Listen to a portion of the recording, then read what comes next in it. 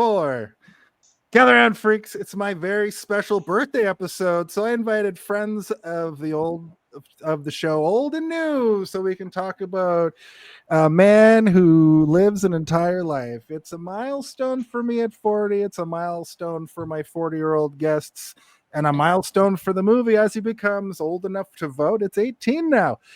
So gather around the internet radio and gather around the internet campfire, and be careful not to cut the wrong kid in half, because it's time for, hey, did you see this one?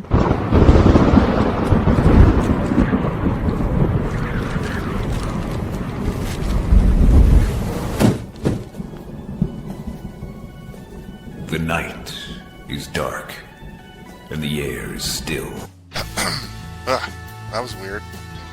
A human circles the sun likely 80 times in their life, and smack dab in the middle is 40. This month, one co-host of the hit review podcast, Hey, Did You See This One?, turns the big 4-0. There are no themes this time around, as Jason carefully curated a series of films that include horror, comedy, drama, and action to suit the needs of the one true ruler. Praise the ruler! The ruler also demands that Jason invite his best and most famous friends on the show in order to fulfill the wish. The birthday wish.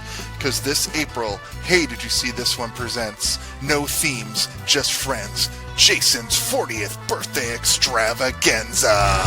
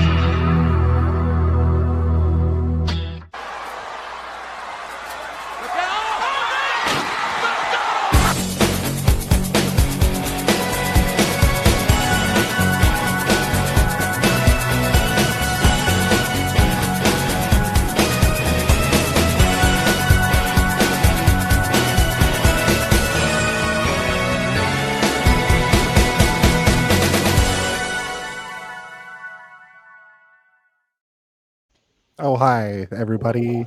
Wow. Welcome to Hey, Did You See This One? The weekly review reaction podcast where we do things like, completely pull it apart, leave no stone unturned, and talk about every single element you possibly could when it comes to a film. This is episode 181. There's more guests than the average guest. It's my 40th birthday party. I've forced everybody here today to come talk about. Jason, I upgraded your belt from last year. Yeah, it's true. Check that out. Just in time. Oh, wow. There you go. That's a piece of work. I will deliver this to you. I'll deliver this to you on your birthday party. Jason gave this to me last year. And underneath, I have the old one underneath. I taped it on top of the old one. So every year we're going to take a new one, and it's going to one day be so fat. That's right. Until there's just literally gold. Until it makes its own gold. That's right. It's season 3, episode 32, if you're playing at home. And if you've noticed, we have 7,000 people on the show. My name is Jason R. Phillips. It's my 40th birthday extravaganza.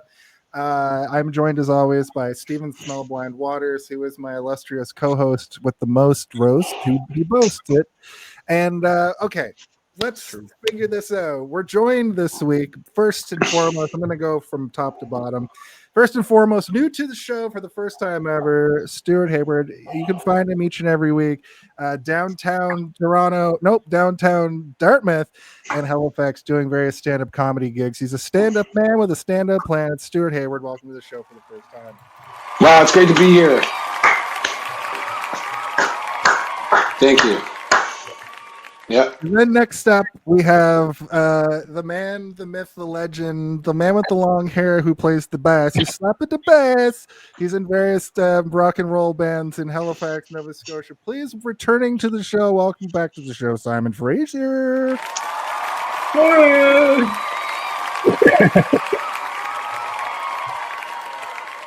And of course, last but it's certainly not least, returning to the show, he is a very funny man. You can find him on the Crevice television program on the internet. You can find him doing a standing 69 with anybody you'd like him to. It's Jake Thurgood. Welcome back to the show.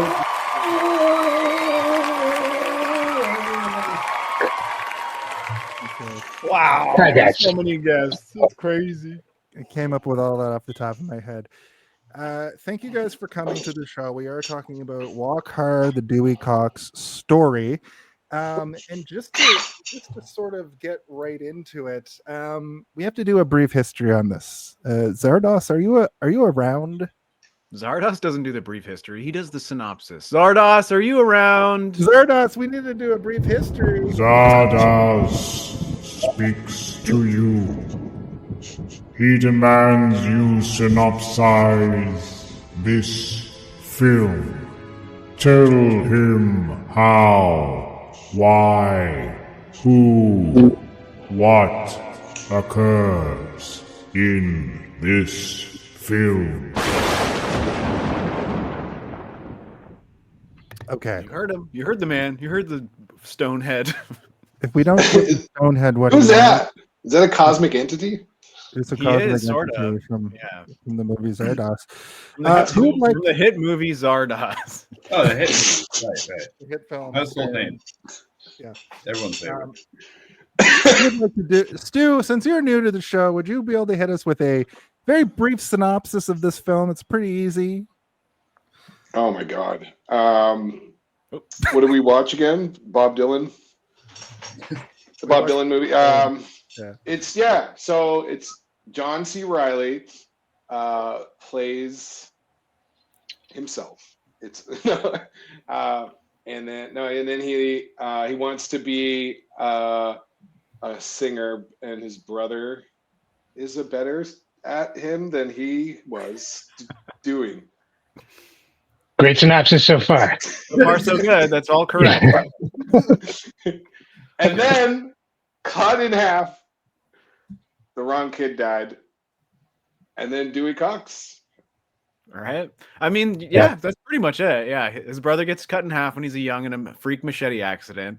And then he is trying to fill the void in his heart of fulfilling his brother's destiny to become the greatest musician who ever lived and to make his father finally love him. Along the way, he ruins his life, every relationship that he's in, falls to pieces. And then his dad accidentally kills himself in another freak machete accident. So he can finally come to peace with that aspect, which then leads him to come to peace with all aspects of his life. And then he dies on stage in his final performance as he's getting a Lifetime Achievement Award. He died 3 minutes later. Yep, good job, Stu. Basically what I said. Yeah. I should have told you beforehand. I usually prime people, but it's your first time on a podcast. I thought I'd throw you to the wolves. Sorry. Baptism by fire. Yes. We're like baptism by machete. Catch Stu. Throw him a fucking machete. But well, that works. How about we go to our brief histories? Sorry, I botched the That's first all right. segment. It's the 181st episode. You're bound to do it one day. Brief history. A brief history. Okay. This time we'll go in reverse order. Jake, hit us with your brief history with the movie Walk Hard. My brief history with it? Yeah. Like in my life, I saw it. Yes. Saw it when it came out. Whatever age I was, I remembered it since then. All I remembered was Tim Meadows saying it's not habit forming. Otherwise, I remember it being kind of a long movie, and then I watched it yesterday, and confirmed. It's pretty long movie. It has no business being as long as it is. You're right. No, it does not. I was like 2 hours. Yeah, man. Let me ask you guys something before we get to Simon here. I watched the theatrical cut, hour 30. I think Steve, you watched it on Tubi. It was also an hour 30. Yeah, but I watched it on Tubi, and Tubi has ads, so it was 2 hours.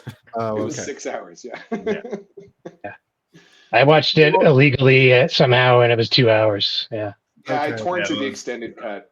So yeah, you guys probably watched the extended, unrated version, which, to my understanding, just has more songs in it. I think is why it's And more longer cocks. because and more penises, more cocks, more rocks, and Yeah. I haven't seen it, but I mean, every single musical montage in this movie is 900 years long, so I can't imagine. Yeah. why it wouldn't be on It's brutal. I did not know that there was a shorter version. I tapped out an hour and 20 minutes into it last night and watched the rest today. And when whatever, yeah, it was tough. Dewey Cox dies 3 minutes after the movie ends. I died 25 minutes into the movie. before. Yeah. All right, fantastic. Okay, Simon, how about you? What's your brief history with Walk Hard?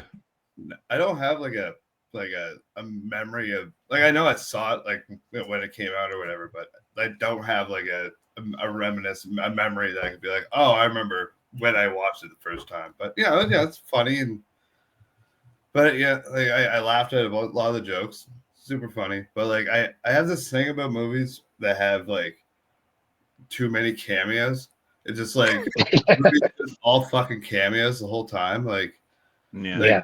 come on, like. Yeah, I don't know. Any Judd Apatow movie. I don't know why I'm like that, but I do like the movie though. But I just Right. I should have been way more excited to see Patrick Duffy, but I was burned out by that. That was pretty good. I didn't even fuck Patrick Duffy. But yeah, All right, it's a Simon. movie. Yeah. How about you, Stu? Yeah, like I remember seeing when it came out, and I really just remembered Tim Meadows. His parts were all of my favorite parts, pretty much, in the movie. But I forgot like the entire cast of The Office is in that movie as well. So yeah, I didn't remember a lot except for like Tim Meadows and John C. Reilly like singing. And but I saw it when it first came out, which I was probably like, I don't know, 20 or whatever when it came out. So I probably watched it with a bunch of my goofy friends, high as shit. And then last night or a couple nights ago, I made Julia watch it. She like hasn't seen like any Judd Apatow movies. What did I miss? You guys are being silly. Oh yeah, we were just giggling like toddlers. Sorry, we were like, I like giggling. I like giggling. So, anyways, yeah, Julia's like just seen like no Judd Apatow movies. So I was like, have you seen Superbad? Like I was going through the list, and she's like, I've heard of all these movies. I've never seen any of these movies. So this was like, I believe you that they exist. I'm not saying they don't exist. yeah. They kind of sound like fake movie titles. Like, you know, you see those like fake Netflix like overlays, and it's got like movies that sound real, but they're not. Like that's what Judd Apatow movies sound like. The titles of them. It's super bad. And, like, I mean, this one in particular sounds very made up. Like just definitely. It almost sounds like it's it almost sounds like too fucked up to be able to put on a marquee at a movie theater, you know, for like little kids to walk by and be like, Walk Hard, the Dewey Cox Story. I don't know. Yeah, I know it struggled when it came out, but she loved it because every time he would do like a different musical take, like he would do like Roy Orbison, or then he would do like, you know, some of the different, like Bob Dylan, he did like and she loved like being like, oh, now he's doing this, now he's doing that. So, but yeah, and of course he can sing. That like that was a big takeaway. Like he can really sing, and that Roy Orbison one was like the best one. Like I was like, damn, is there anything he can't do? I do think it's funny that like rather than take sort of the easy route where it's like Dewey Cox invented every genre of music, this movie posits that he's like, no, he stole every genre of music and just emulated everybody else right from the beginning. Yeah. Oh, I know we're jumping ahead here, but when he does coke and invents punk rock, like he's jumping around like some sort of punk. But in like the 1950s. That was funny. Fantastic. How about you, Steve? I also saw this in theater. I have sort of a hard time with revisiting these kind of movies because they don't typically age very well. This one wasn't as egregious as some, but it still had some weak floorboards, where you're like, ooh, this is maybe a bad choice even in 2007. What are you doing, movie? But as the movie goes on, there is sort of a heart and soul to it, which I appreciated, even though it gets a little bit ridiculous. We've also had a history on the show of me saying how much I hate biopics. And the feeling that you guys get while watching this, being like, this is ridiculous, is exactly how I feel when I watch any biopic. I'm like, why do we glorify these fucking morons? So when I watch this, it's the exact same feeling I have when I watch like the James Dean biopic, for example. It's just all ridiculous to me. But I think I watched it here and there over the years, but I haven't really kind of gone back to it until the other night on Tuesday, I believe is when I watched it. And, too long. The montages also too long. I think they could have cut those in half, almost every single one of them. Like the one where they're just like basically fucking without fucking. I'm like, okay, I get it. I get the joke, movie. I understand. You can't do anything else to top "In My Dreams You're Blowing Me Some Kisses." That is the funniest part of that entire montage, and it's the first line of that. Yeah. It gets worse as it goes. Yeah. Nothing was left on the cutting room floor with this movie. It's all there. Especially the version that we apparently watched. Yeah, you watched a version that's almost 40 minutes longer than the one that me and Jason watched. Good God Almighty! Apparently, there was a lot left on the cutting room floor. Yeah. My memories of watching it in theater were, I too had done something to change my perspective psychedelically, and I liked it at the time, but I also remember at the time being like liking anything when I was high. If it was even slightly cartoonish or absurdist in terms of humor, I was all there for it. So, I think that this kind of thing was I was more into this than I was something like Step Brothers or any of the other sort of like more prestige-y Apatow directed stuff where it's like, it is a funny movie, but it's also steeped in realism, and it feels like it could take place in the real world. Whereas this is just like, no, he's got a pet giraffe in suburbia, and he loves his chimpanzee more than he loves his children, and it has 25,000 kids. Anyway, we'll get into that stuff when we get into it. Yeah, we'll get to that when we get to it. Yeah. The reason why I picked this is because 4 of the people on this panel tonight are the same age. And this movie would have come out at a very pivotal time for us. We probably all sat in various rooms in 2007 and watched this. I probably watched this with you all separately, is what I'm getting at here. I saw this movie so many times when it came out that the soundtrack was my biggest takeaway. I've been listening to the soundtrack to this movie since then, nearly 20 years later. And it affected me on this deep level because I love parody. And like we kind of alluded to already, it's like he stole from all these different genres. And then I read somewhere a duo or a group of like college kids came up with all the songs. Like they outsourced to just like some artists to come up with all the songs. And what they came up with, I thought were pretty fun and pretty funny. And that was the biggest thing. That's been the through line through all of this. And I wanted to have you guys on specifically because I significantly remember this movie being like talked about and around, and very much in the same vein of what the show is about. Like, hey, did you see this one? I remember since that movie came out until now would always be one of those movies that was brought up in that way. So essentially I just wanted to pick something light to talk about that has a lot of comedy in it that I could just bring my best pals on and ham it up for the evening for the big 4-0, which we all are now. I didn't consent to being I still have a while. Don't out me as 40 publicly without talking to me first. You did. I'm 26. Jake's 31. Sorry, 26. Yeah. But I do appreciate you taking the time out, everybody, to come on to my stupid birthday extravaganza, and let's yuck it up. But before we get to the body of the episode, let's talk a little bit about the production of the film. All right. Quiet on set. Are we rolling? Okay, let's shoot this piece of Sound. Speed. Action! That's right. So this movie was very much billed as a Judd Apatow movie, and he did help write it, but it was directed by Jake Kasdan, who is mostly known as a producer for various things. Looking at his IMDb here, where did his director credits go? It disappeared on me. He produced a lot of stuff though that I can like Jumanji and Red One. We all know that those movies did extremely Jumanji, well. like the new Jumanji, not the 90s. The new ones. Jumanji. Yeah. He directed both of them, I believe. Yeah. I like the way you say Yeah. Jumanji. Yeah. Jumanji. Anybody else? Yeah, I was gonna say something, but I went, Yeah, it's Jumanji. Yeah. Is that different than Jumanji? He's throwing an Yeah. extra U in there. Yeah. He's like, Jumanji.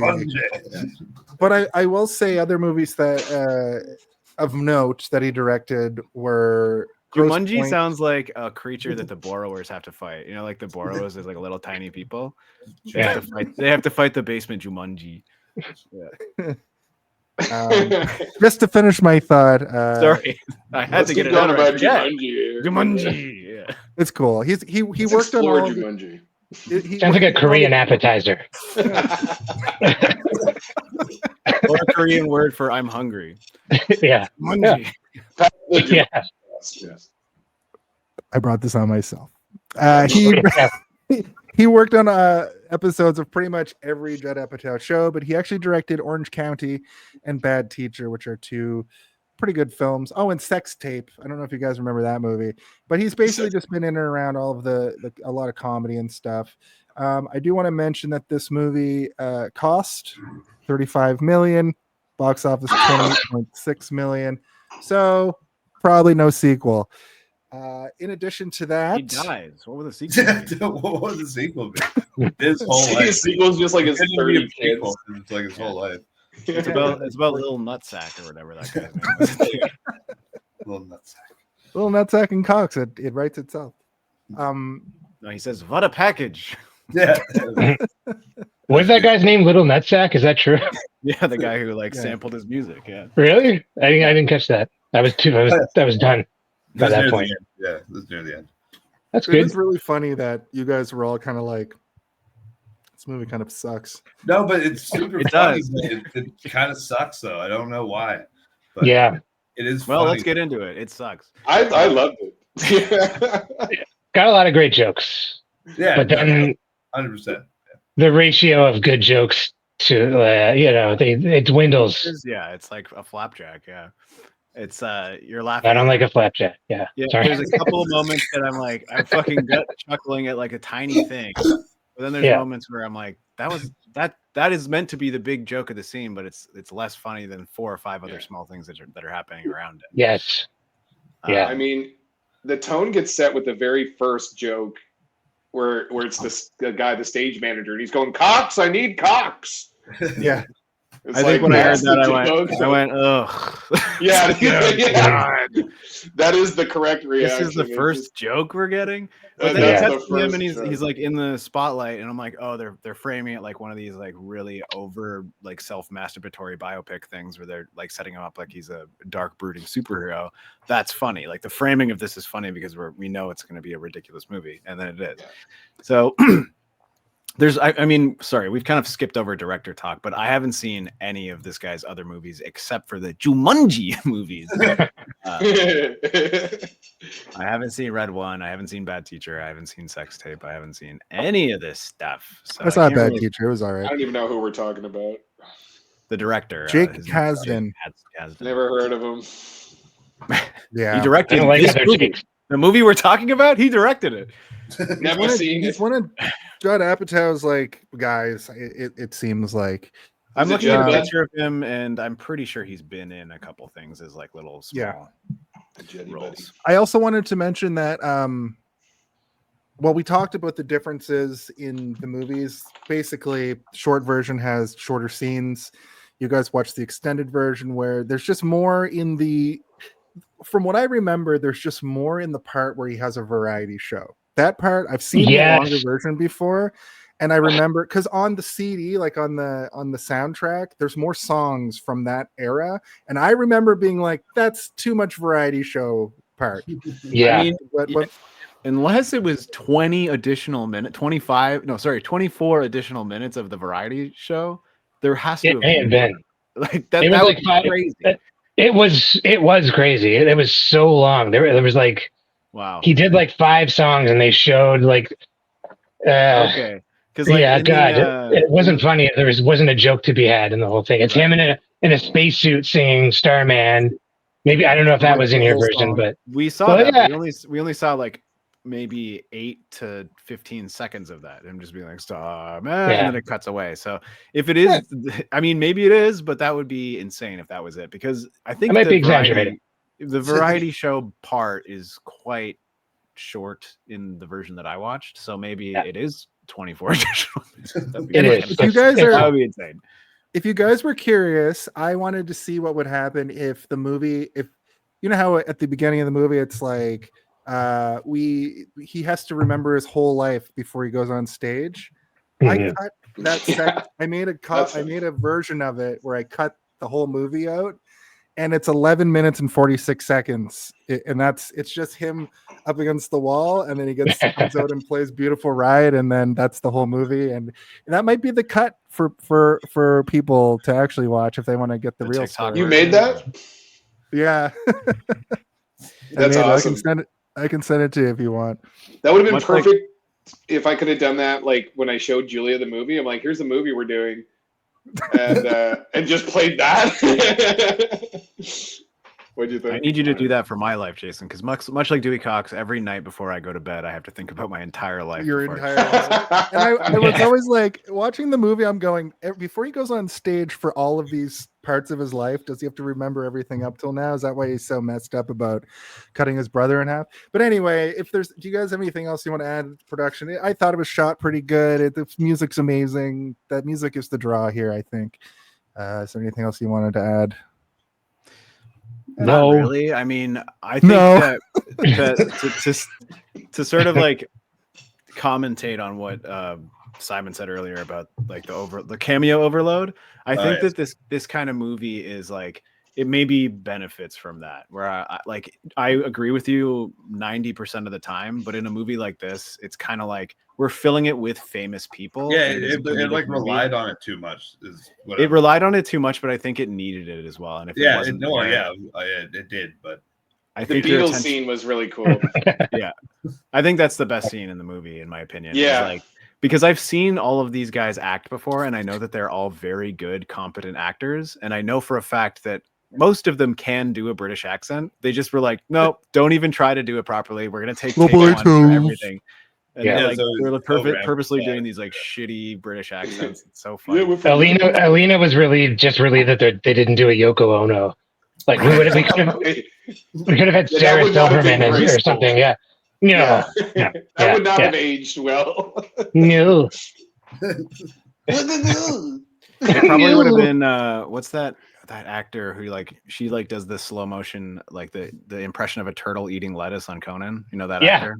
Yeah. She would have been a Yoko. That would have been good actually. Because she was kind of popping off in 2007 at this point, right? Like she was in Knocked Up and stuff, I think. I know who you mean, but I don't think she would have been in Judd Apatow movies for another decade. She was in Knocked Up. That's like, okay. Charlene Yee or something? Yeah. Knocked Up is before this movie, I believe. Is it not? Oh my god, I've locked my cat in my closet. Uh-oh. Okay, fair enough. You monster. I just hear this meowing. I'm like, where's it coming from? It's like, oh my god. Look at his ass. Yeah, she's been in the stable for a while. She's been in the Apatow stable for. She was in Semi-Pro, so she was in Knocked Up. Yeah, you're right. Sorry about that, Steve. My bad. Why are you questioning me? I know that I'm right. She's the stoner girlfriend who's in the house all the time. So argumentative now that you're 40, Jace. Yeah. Hey, don't owe me for being 40. I'm 30. He breaks the 4th decade and thinks that he knows more than everybody in the room, apparently. You old bitch. You guys want to talk about the body of the episode? Yeah, let's talk about the flabby 40-year-old body of the Everybody back up, because here comes the body of the episode. So as I mentioned, the movie opens up with Dewey Cox is going out to sing his final show, his final song on his final appearance for a Lifetime Achievement Award. I don't know if we even know that at this point, but we don't. I don't think we find that out until like the last 10 minutes of the movie. Is like that's where he's at. We know he's at something significant though, but we also find out that he has to think about his entire life before he performs. Tim Meadows' line there that you guys mentioned already was great. He has to think about his entire life. Also, Tim Meadows is just sort of like naturally comedically funny. Like just everything about him is like he's not particularly funny looking. He's not particularly funny in his delivery. It's just something about him is just naturally funny. And like you can put ridiculous dialogue in his mouth and it's hilarious, and you can put absolutely normal dialogue in his mouth, and if you're going for comedy, it's still going to be funny. I was thinking about that a lot. He's underrated. He like I think at the top, like more than one of us was like, all I remember is Tim Meadows.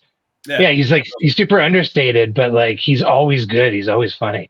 Yeah, he did a lot of ad-libbing too. Like they let him kind of run with it a bit. And there's a scene like later. Is it okay to talk about scenes that are later? Yeah, absolutely. I'm gonna go like kind of beat by beat if we.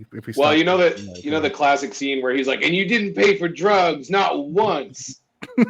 And then they keep going, right? So that scene, I guess he had a bunch of different lines that he was supposed to say, but he just kept saying that. And you never once paid for, and he just kept he's just really good at finding the funny in the scenes, I think. Mm-hmm. Have you guys done The Ladies' Man, by the way? No, you haven't. And right in this exact moment, I'm like, we should have done The Ladies' Man. I think we've done a few movies better than this movie. We've done a few movies with Weathers in it. Yeah, let's just talk about that. I don't think I've watched the movie. I don't think I've seen it. But take a look. Yeah, I think he's been in movies before. We've at least talked about him before on the show, and I think we've all kind of like universally agreed that like he is good in everything that he's in, and he almost he doesn't necessarily steal the show every time, but every time he's in something, he is very memorable. And I think about like even like television examples or movies like Mean Girls or something, where it's like he has a very, very small part, but everything that he does in the movie is very funny. Or like Brooklyn Nine-Nine, where he just plays a cannibal, but he's like the nicest cannibal that you've ever met, kind of thing. Like, I ate a foot; it was nasty. And you're like, okay, very good. But yeah, so we move into this to his childhood, right? I guess if you're going to think about your whole life, you start at your childhood, right? Back to 1946 to Springbury. And this is sort of the section of the movie that is a lampoon of Ray, the biopic about Ray Charles. Have any of you guys seen that movie or know his Ray Charles story? Was it the wrong kid went blind or something? I've always wondered that. The wrong kid died is a real thing that happened to Johnny Cash. We can talk about that if you want. Oh, okay. Johnny Cash. It's kind of fucked up that they do it in this movie. It's kind of really fucked up that he does it that they do it in this movie, because Johnny Cash's brother was cut in half when he was a kid and died. And they use it as like this mega punchline throughout the entire movie. I'm like, I looked up, I'm like, when did Johnny Cash die? Because if they made this before he was still alive, this would be fucked up. He died in 2003, so he didn't see this movie and watch a movie mocking the death of his brother in a way that it's like, it'd be funny if he got cut in half by a machete. His brother got cut in half as like a very young teenager in like a machine shop accident. He fell onto a table saw and it almost cut him entirely in half. Whoops. And I didn't know this. I did not know this fact until Tuesday this week, because I was watching it with Danny, and Danny's like, yeah, Johnny Cash's actual brother got cut in half. And I was like, no fucking way. And I looked it up and I was like, holy fuck, this is so tasteless that they did this in this fucking movie. I love the kid. He goes, Dewey, I'm hammed. And then he goes, I don't know if I'll make it. I've been cut in half pretty bad. You halved me. Yeah. I like before that too. It's just they're playing and there's like a montage of like cows and then like they're playing with a rattlesnake. They're doing the Nothing's most going dangerous wong. shit possible. It's not Yeah, just yeah, cows. you're like, They're being something's gonna chased happen, yeah. around by a bull. The whole bull, yeah. montage is like the most dangerous activities you could ever participate in. They're like welding with like a massive flame, like creating work. Throwing rattlesnakes at each other, and then leads to the culmination of a beautifully shot machete duel. We can't do that. Grandma. Do that. Yeah, my dad gets real upset with us when we fight, when we play with his machetes, and it's like, yeah, that's a good joke.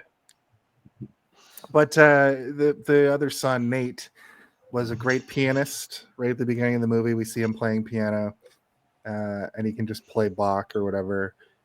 And Dewey doesn't really have any skills, but he will end up becoming an incredible pop artist. It makes me wonder if, like, in the context of the movie, if he never tried, because Nate was always so good at everything. He just assumed he would never be good at stuff, because when he picks up the guitar, he immediately is like proficient at it. Like he's better than the people playing that are teaching him.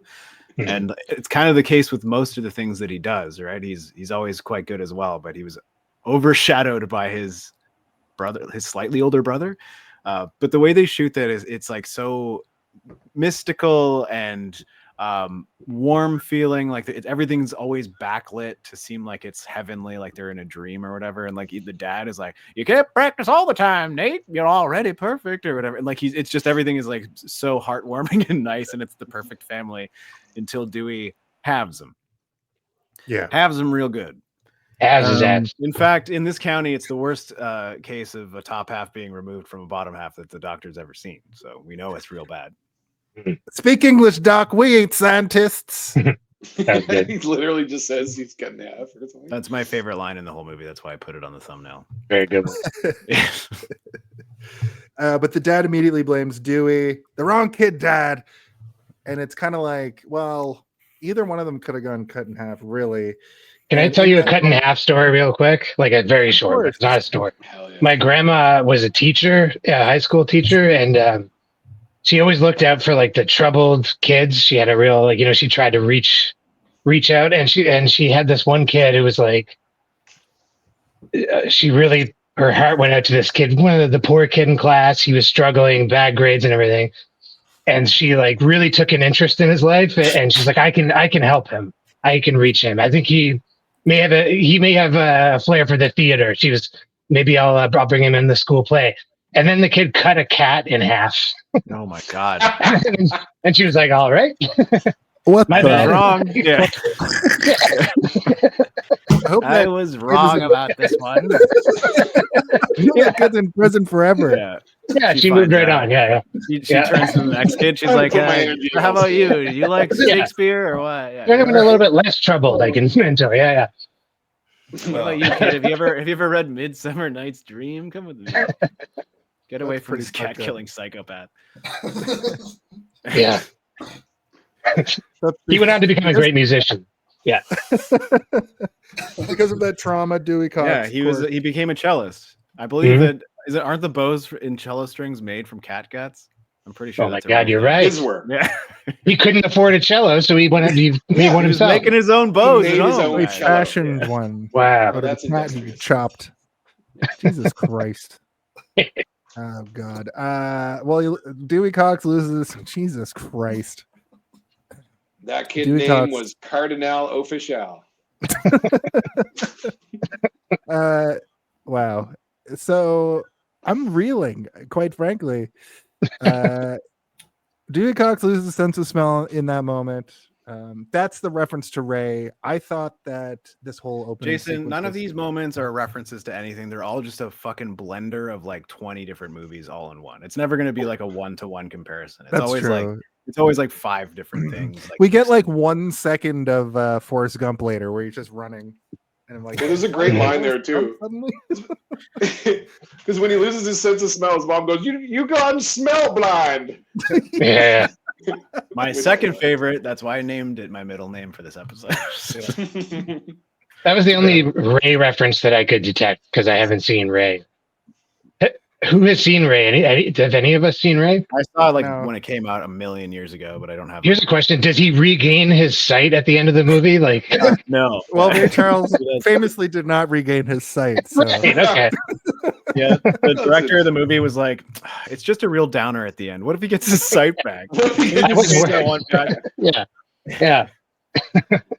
Well, Gets a third eye. He gets his vision back, and also in addition, they can now shoot lasers out of them. Yeah. It's really cool. It's a cool ending. It's a great third act. Yeah. I like when he picks the guitar up and he sings "I cut my brother in half" in the voice of a soulful older black man. Yeah. Well, that's That was sequence. This is one of those moments though that I'm like, would it have been funnier if it was like a childish little voice singing the blues? I think it maybe would have been funnier because like that's sort of the easy joke, right? Is like, and then he sounds like they sound.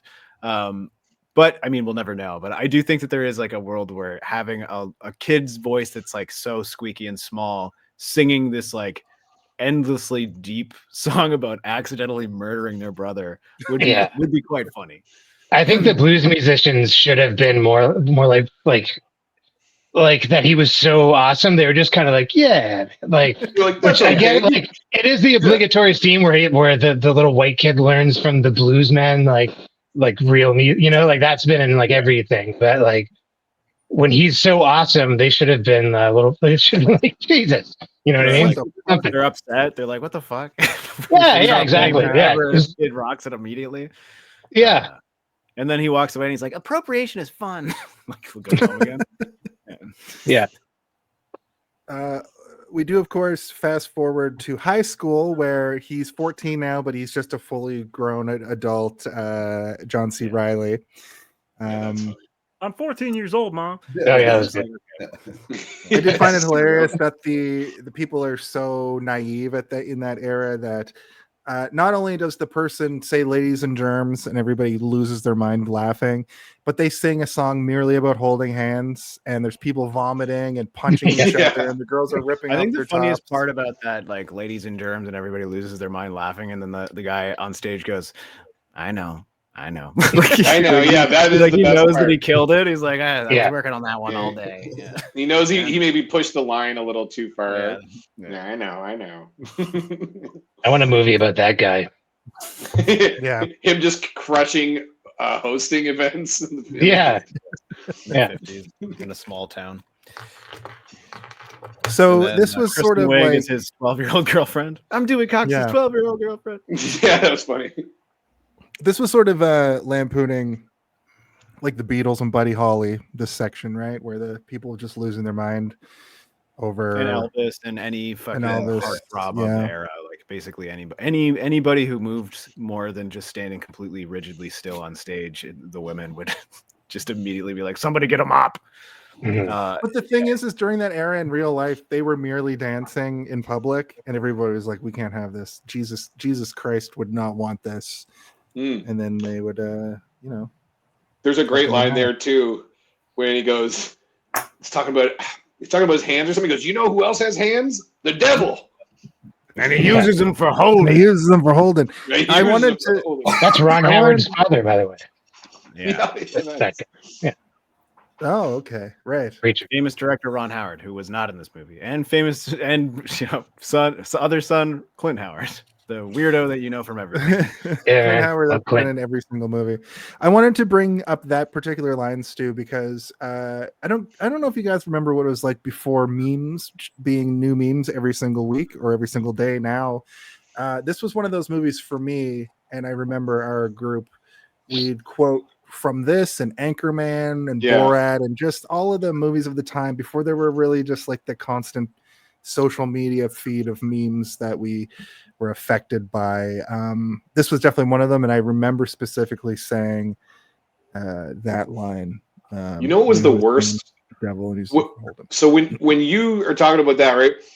It was all fun and games if you had seen the show that everyone was referencing, but I remember more than once being with a group of friends, and there's nothing original being said. Everyone's just quoting the movie, but you didn't go to that movie that night or whatever, so you're just not a part of the conversation. That's what I was now. kind of worried that this episode was going to turn into, was that we were all Yeah. quoting the movie. Yeah, it would just for be 3 Tim hours. quoting the whole movie. Yeah, I wasn't gonna name names, but I'm name dropping. Also, Stu, when you said it's all fun and games until, I thought you were going to say it's all fun and games until somebody gets halved with a machete. That would have been dangerous. You guys are a dangerous group of villains. That's what's hard about doing a comedy on this show, as I'm sure you guys know. Yeah, you just want to quote all the jokes. Yeah. That's usually why we avoid specifically these types of comedies where they are just scenes built around funny dialogue, where it's like, and then this happened, and then remember when he said this? Oh, and then he said this, and it's like, yeah, okay, but let's talk about it. Let's talk about the scene. But you're like, but nothing happened in the scene. And you're like, oh, yeah, I mean that is the scene. That is the whole scene. Yeah. All my notes are just happen. And then he said this. Well, yeah, but I mean, stuff does happen in the movie, so we can do both. We can do a little bit of both. I think. I wanted to bring that up though because it was one of those movies that I remember we went to see we all went to see the Tenacious D movie together, luckily, and that movie also affected us similarly to this, where we were just singing the songs and quoting it.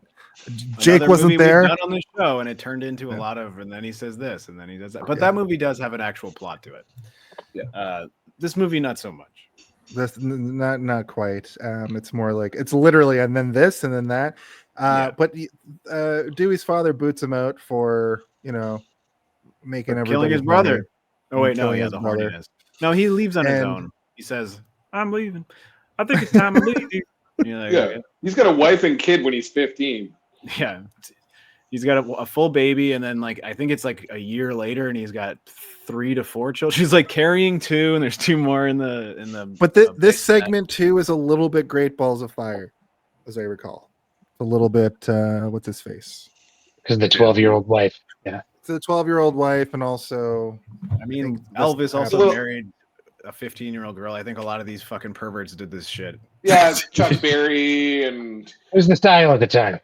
Didn't Elvis have a song about I'm gonna come take your 15-year-old daughter? I am going on 32. It's best song, yeah. It's another Kyle Gordon song, right? But yeah. No, this is a bit that me, you, and Tim did in the theater once, Jason. We were watching a movie and we talked about Elvis, an Elvis impersonator coming in and stealing people's 15-year-old daughters. You don't remember this? Yeah. We're funny. We're funny in real life, Jason. Me? Yeah, you were there. You were there. This is a different Tim than was previously. Ruining the movie for everybody, obviously. A much funnier Tim. Well, it was after the movie. We were in the theater, I thought you were in the theater, No, we were in the theater, and it was before the movie. It was the pre-show thing. We were just rambling, and we were talking about what if the servers showed up in dressed as the characters in the movie, and we somehow were talking about Elvis marrying a 15-year-old, and then Tim started going off about an Elvis impersonator coming in and hitting on your 15-year-old daughter. It was for Iron Claw, which was it Iron Claw? Similar, I think so, because similar timeline to this. Don't hire an Elvis impersonator for your daughter's quinceañera. That's nope. Yeah. Unless you also wanted to double as their engagement party. All right. So let's handle this. Let's handle this next sequence with some decorum. They of course go to the Black Club where we get a couple of great songs. The people want to go to this club to dance erotically. There's a great song called "Jump, Jump, Jump to Your Mama" and Papa's Gone. And Dewey tries to tell them that he's a good singer, but they ignore him. He just tries to talk to the singer. He just tries to talk to Craig Robinson for a second, right? And then the guy's like, "What the hell are you doing? I pay you to mop the floor so that my dancers can dance on it erotically. They come here to dance erotically." And that guy was great. The funniest part of this entire setup is that the club owner is really, really concerned that his patrons are not going to be able to dance erotically. And he says erotically every time. That's kind of the most fun of the bit. The main crux of the bit doesn't age well. And I think we can all agree it's kind of all right, we get the joke. It's the white guy is singing a song that is written for a black guy to sing, and it's offensive. Do you hear something funny about me? Yeah. I was just gonna say, sorry, Jake. For years I thought it was dance erratically. I didn't. That's why it's funny. Wrong. No. No. What were you gonna say, Jake? Just the I've seen it in real life, like the white guy singing like a black guy thing. Like I know it's like we're not going to get too much into that or anything, but what I've got when I go to see open mics, like blues open mics.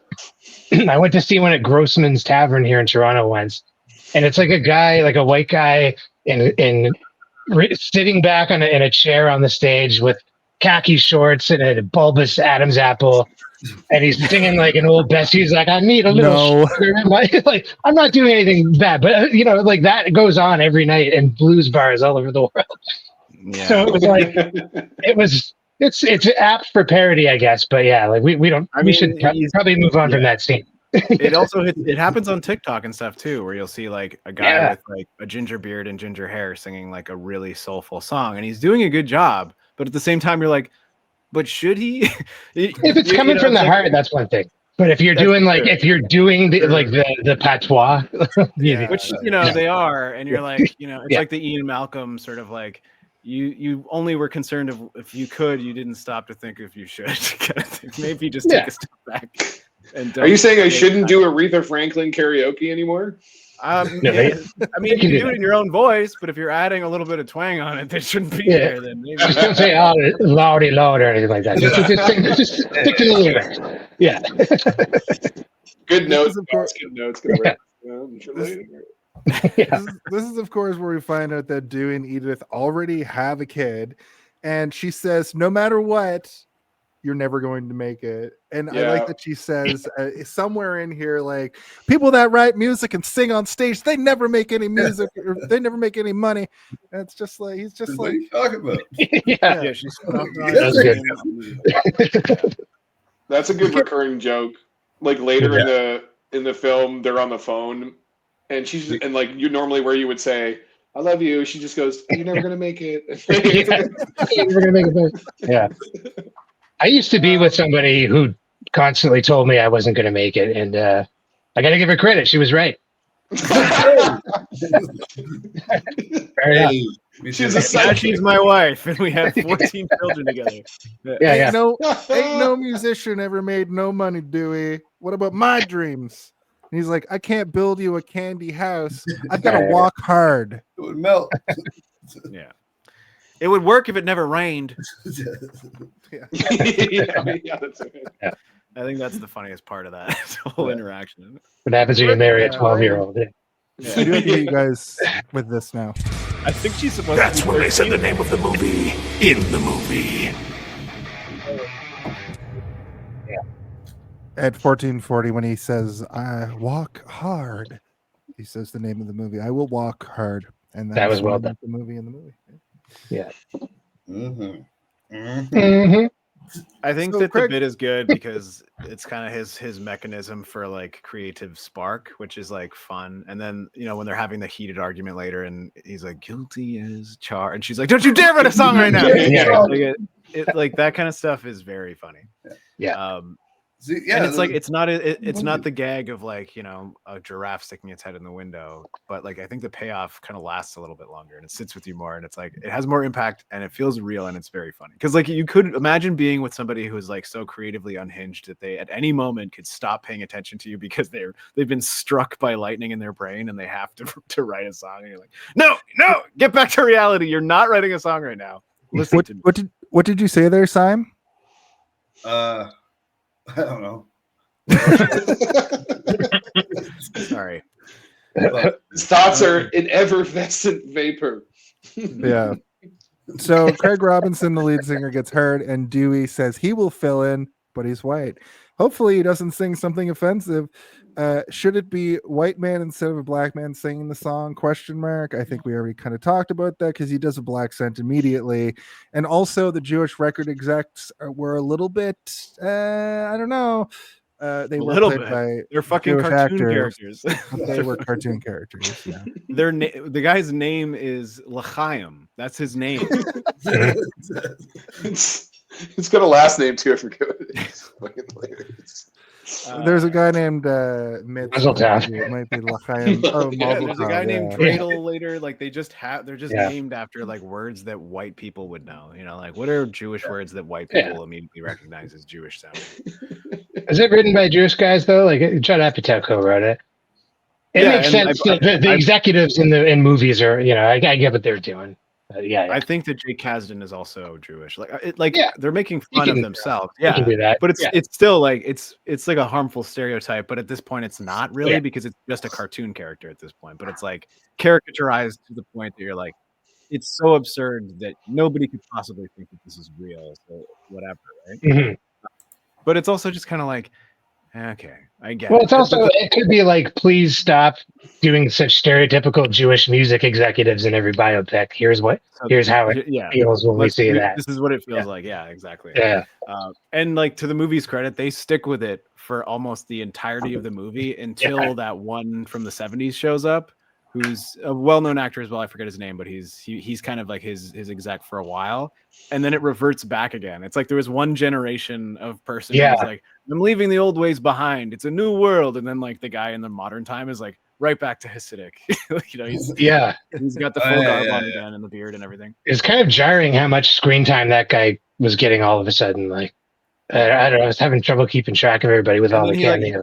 He turns into like a Force ghost at the end, and you're like, wait, was he supposed to be like a big part of his life? I think this is like the era where he had the variety show and everything, right? Where you're like, when he died, I was like, who's that dying?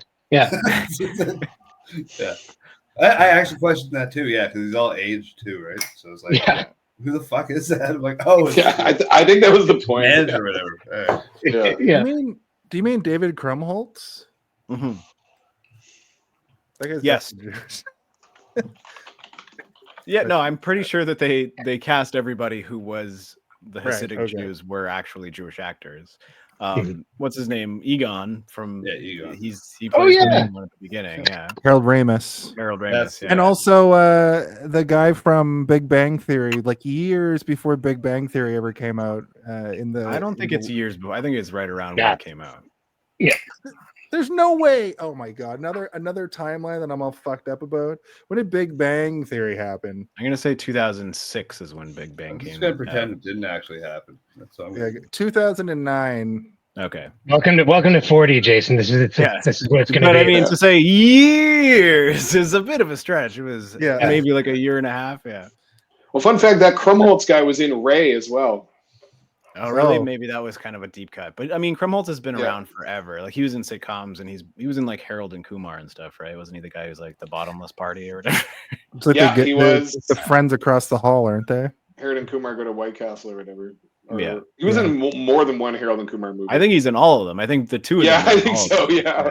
No, him and somebody else who's like you've seen in everything are like they're friends. The guy from American Pie. He's like the tall, tall, smart guy from American Pie. They're like another version of Harold and Kumar, except Jewish. It's their whole thing is like, we're like you guys.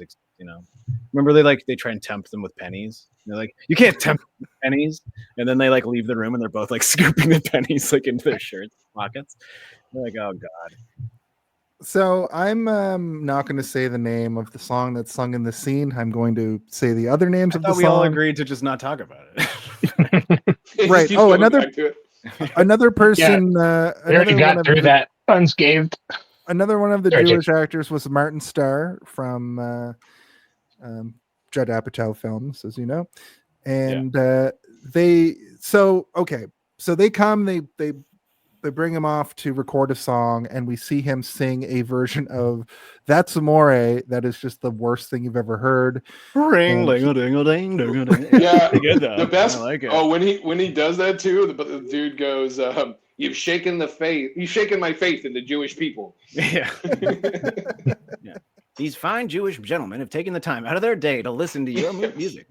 Yeah, he's great. That's a guy from everything too. Yeah. And then Dewey's like, I'm gonna sing one of my own songs, but the producer's like, there's no way there's anything you could possibly sing right now that would open my mind and bring back my faith. But of course these Jewish gentlemen. Yeah. He's like, you have 8 seconds. You have 10 seconds to do this, and if you don't do it, you're blacklisted forever. And he sings Walk Hard, and in that moment we get a full montage of Walk Hard hitting the charts and going to the very top of the charts, which this I think is pretty much a scene right out of Walk the Line. This is one of the rare times that they did because that kind of happens in Walk the Line, as I recall. That one I did see, but it's been also 20 years. You telling me that there was a montage in another movie? No way. No way. No fucking way. Yeah, and I mean it's good time jump, and it gives you like his rise to fame without having to show the implications of it, and then you get him in a better house, I guess. So he buys a house, and then he buys a monkey, and he buys all this shit. Yeah, which I guess we had kids. That's a Johnny Cash thing. Sorry, can I just bring this up real quick? Yeah. Before I forget, Johnny Cash bought exotic animals. Do you know about the ostrich attack in Johnny Cash's life? No. It wasn't in the movie, but in Walk the Line either. But in his later years, Johnny Cash had a sprawling ranch with exotic animals on it. He was taking a stroll at night, came face to face with an ostrich, and the ostrich kicked him in the belly and ripped his abdomen open. And he had the ostrich almost killed him, very close. And that's when he got addicted to painkillers again, real hard. Yeah. And ostrich meat because he killed it and ate it. Now I can't stop eating ostrich meat. Walk hard. Well, I have a special guest. Well, they got it's an ostrich. Just get gutted. Just attack Stu in the background. Well, I gotta get my ostrich under control. Yeah. No, Julia brought me a Guinness. So slaunch it. So now he's got 5 kids, and the wife is still saying, "You're never gonna make it." He's like, "I literally made it. I got a hit song on the radio. What do you mean?" Yeah. I like when she's crying and he's squishing her face, and then he gets tears on his hands and he wipes it on her shirt. I didn't catch that. That felt like in the spot moment. I don't know if it is or not, if it was scripted, but it just felt like that rings a bell. Yeah, an impromptu kind of. I forget what is the word when you do comedy unscripted. Improvisation. Nobody tells Improv, thank you. Improvisation, yeah, that's the one. Well, getting old, bud. It was an improv conversation. This next segment might be one of my favorite parts of the movie. He goes to a concert where there's various artists. There's Big Bopper, who I recognized from Mr. Show. He's like a bit part in a bunch of old stuff. Was that Paul F. Tompkins? I don't know if it really was. It wasn't Paul F. Tompkins. It was another guy who was like the other guy. He's like a Paul F. Tompkins. If you can't get Paul F. Tompkins, you call this guy. You get Paul F. Tompkins. Why am I blurry? The Big Bopper, by the way. I think you waved it away. Because I've been drinking. It worked. Yeah. Is that me or you? Yeah. I like that the Big Bopper is always included the day the music died with Buddy Holly and Richie Valens.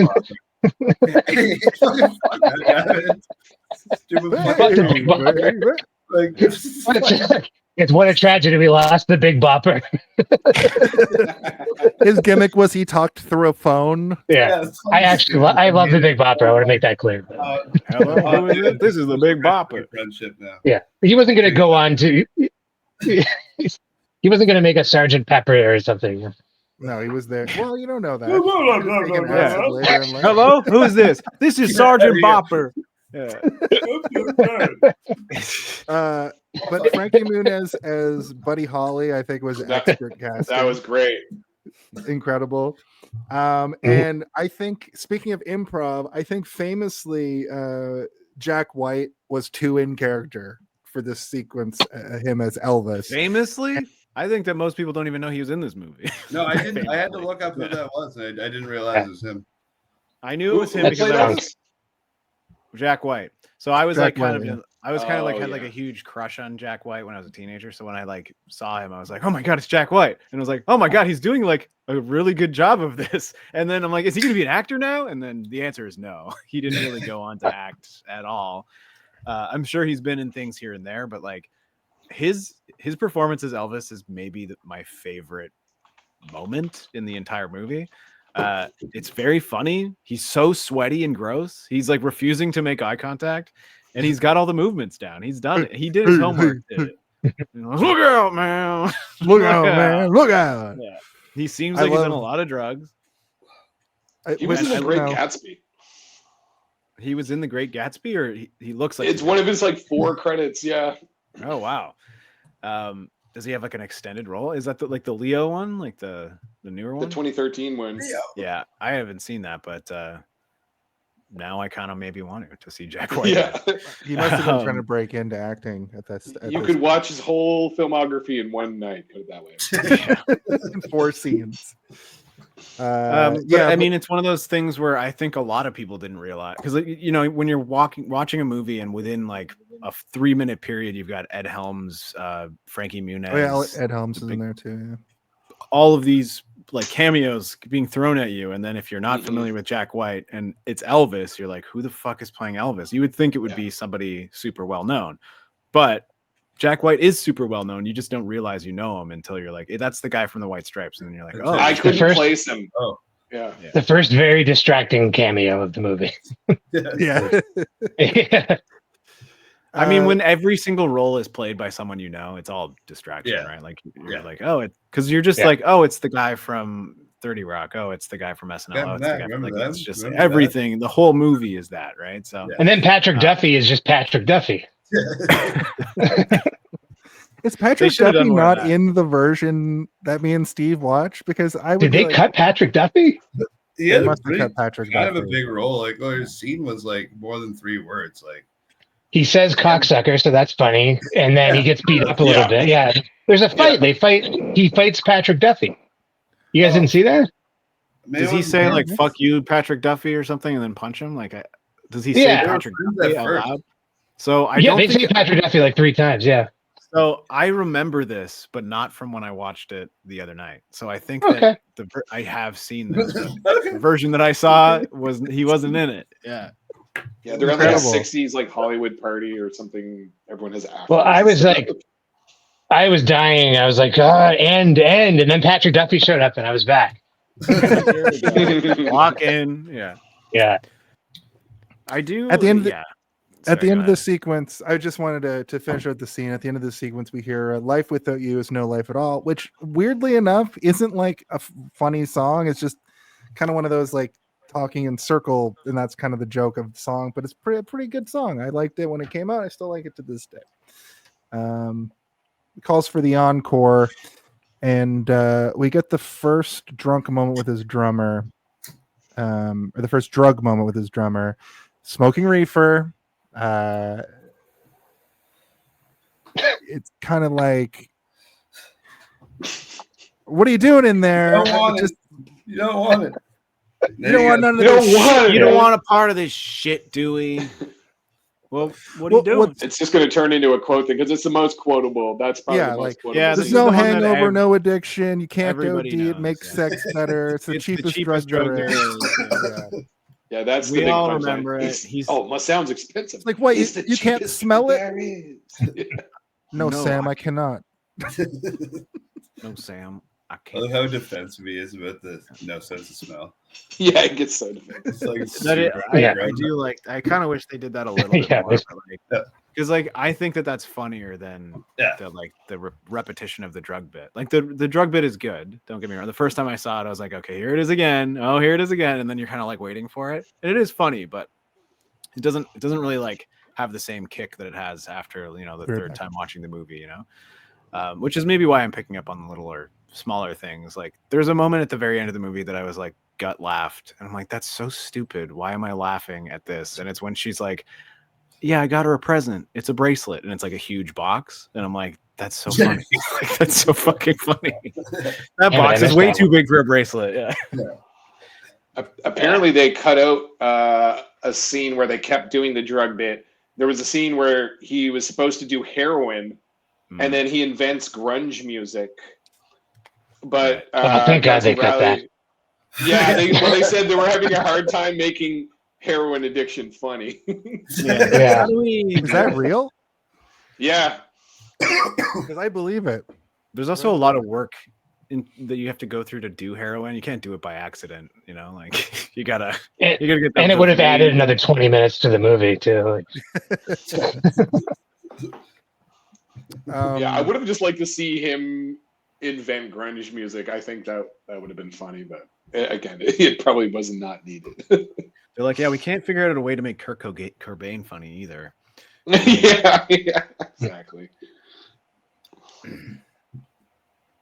All right, so I guess Jason's gone. The next No, part I'm of here. the- I was letting it breathe. Okay. It's revealed his band is banging so many women, and he has this conversation on his phone after he discovers weed. Of course, he gets horny.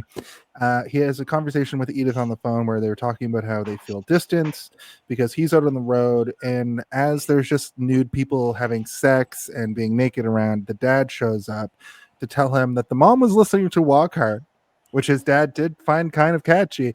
And as they dance to it, she trips on the cord, falls out the window. She's fine, but then the radio falls out and hits her on the head and kills her. Thought you should know what your music does. It kills people. The wrong kid died. Wrong kid died. One of the funniest wrong kid dies in the movie, I think. Wrong kid died. Wrong kid died. That was the next thing that happened in the movie. So moving on. Second drug is cocaine. Similar scene. Turns all your bad feelings into good feelings. I think a lot It's of us a nightmare. it's a nightmare. And that's when It's they a invent, nightmare. that's when they invent punk music. And it's a punk version of Walk Hard, which actually kind of slaps, gotta say. I didn't realize it was a punk Walk Hard until when I watched it on Tuesday or whatever. I didn't realize it until then. It's good, like it's pretty legitimate, and you stand there singing as fast as you can, like some sort of punk. You cocksucker! I'll punch you in the mouth. That was another one that I remember quoting all the time when the movie came out. Okay, so Jenna Fischer shows up as Darlene. This is also a little bit walk the line because Johnny Cash had the like two girlfriends. It's also a little bit the Doors, because Jim Morrison had like two wives famously, and this is where we get the double entendre song "Let's Duet," which is a great song as well. A June Carter kind of Johnny Cash thing. Yeah, I like when he goes when he's banging her. He comes out. He goes, "I'm ready for sex." Yeah. Yeah, Like, I that's always where I say got that. that line. Yeah. I'm ready for Gotta sex. let them know you're ready. Yeah. I did. And laugh. interesting- I like that he thinks A being horse married or something? is Like to if two he people is walks out, it's fine just as like long as a- you're married. to both. Yeah. Yeah, he's like, well, I married her. Like, he doesn't I mean, realize let's- it's illegal. If we haven't made it clear by now, Dewey Cox is an absolute fucking atrocious moron. Like he's like the dumbest person who ever lived. Oh yeah. Beautiful musician, dumb as fucking dirt. But this part, like when he comes out and pretends to be a horse for a second, I'm like, is this how does he do this with all women? Is this what he thinks is, or is it because he grew up on a farm and this is what he just sees horses do? And it's like, well, what a horse he does goes, when it wants to fuck a lady horse is it goes up and goes like stomps his foot on the ground. Me and Alina got distracted at that point because of Jenna Fischer's feet. We're like we ended up going and like looking up wiki feet. We're like how she like, or, I don't know. We took us out of the movie. You had to also check got the wiki distracted feed to at see if Any See thoughts who's there, in Stu? there? Yeah. you I was talking like, about some feet. nice feet. We Yeah. just went up 2 viewers when you started talking about feet. So feet. Yeah, this is a foot podcast now. Well, they I have a promised to friend who's never. on Foot Finder. Feet Finder. Do you know what that is? I do now. I do know. Yeah. She's like, Yeah, I need a isn't side there hustle. like there's like a celebrity, is it Foot Finder? I don't know which one does it, but there's like ratings where you can like search up a person's foot and they'll have like a foot rating. And it'll Yeah, be we were like- checking that out. I Yeah. think it's like 1 to 10 or something, right? Got an additional viewer. No, I heard talking about this, feet. I think on like Paul Scheer's podcast, and like his producer chimed in while they were talking about it, and she was like, "Do you guys want to know what your foot ratings are, because they both have had their bare feet sold to camera in movies and television shows, and they both had a 9.5 and a 9.6 out of 10. Both of them. That's crazy. Yeah. So I wonder what Jenna Fischer's foot rating was. I don't know what the scale or criteria is, because I am kind of one of those people that I'm like, feet just look like fucked up hands, and I don't like them. Yeah. So like not like really what's into it for though? Ooh. We were looking it up, and like any picture of her or of anyone that has their feet in it, like there was like her standing on a rock, a big rock, and like in Peggy's Cove or something, and her feet are like technically visible, but it seems like there's no curating whatsoever. It's just like if your feet are visible, it's there. I wonder if It's the this whole guy- world. this Yeah. director There's a is wiki like feet Yeah. that I just discovered. You just But I'm on my work laptop, so it doesn't let me go to the page. no. Stop like, even this is putting it why. into Google on your work device. If you want to take a break and check it out, Stu, you can come back. Yeah, dude, We're here. we can just wait. bathroom break. Dude, going away into the bathroom. Give me what I want. Give me what I want. Feet. Well, yeah, they promised they'll never give in to sex until they're married. Wait a tick, he's already married, is what I wrote. Edith catches them in the hotel room in this very scene on their wedding night. It's not what it looks like. If you're already married, you can't get married again, Dewey. Edith leads because, of course, she does, and so does Darlene. And then he runs after her, and this was like what I thought was kind of a Forrest Gump parody a little bit. He runs to the house, and she tells him it's illegal to be married twice. And that's when he comes up with guilty as charged. And he also spirals completely out of control.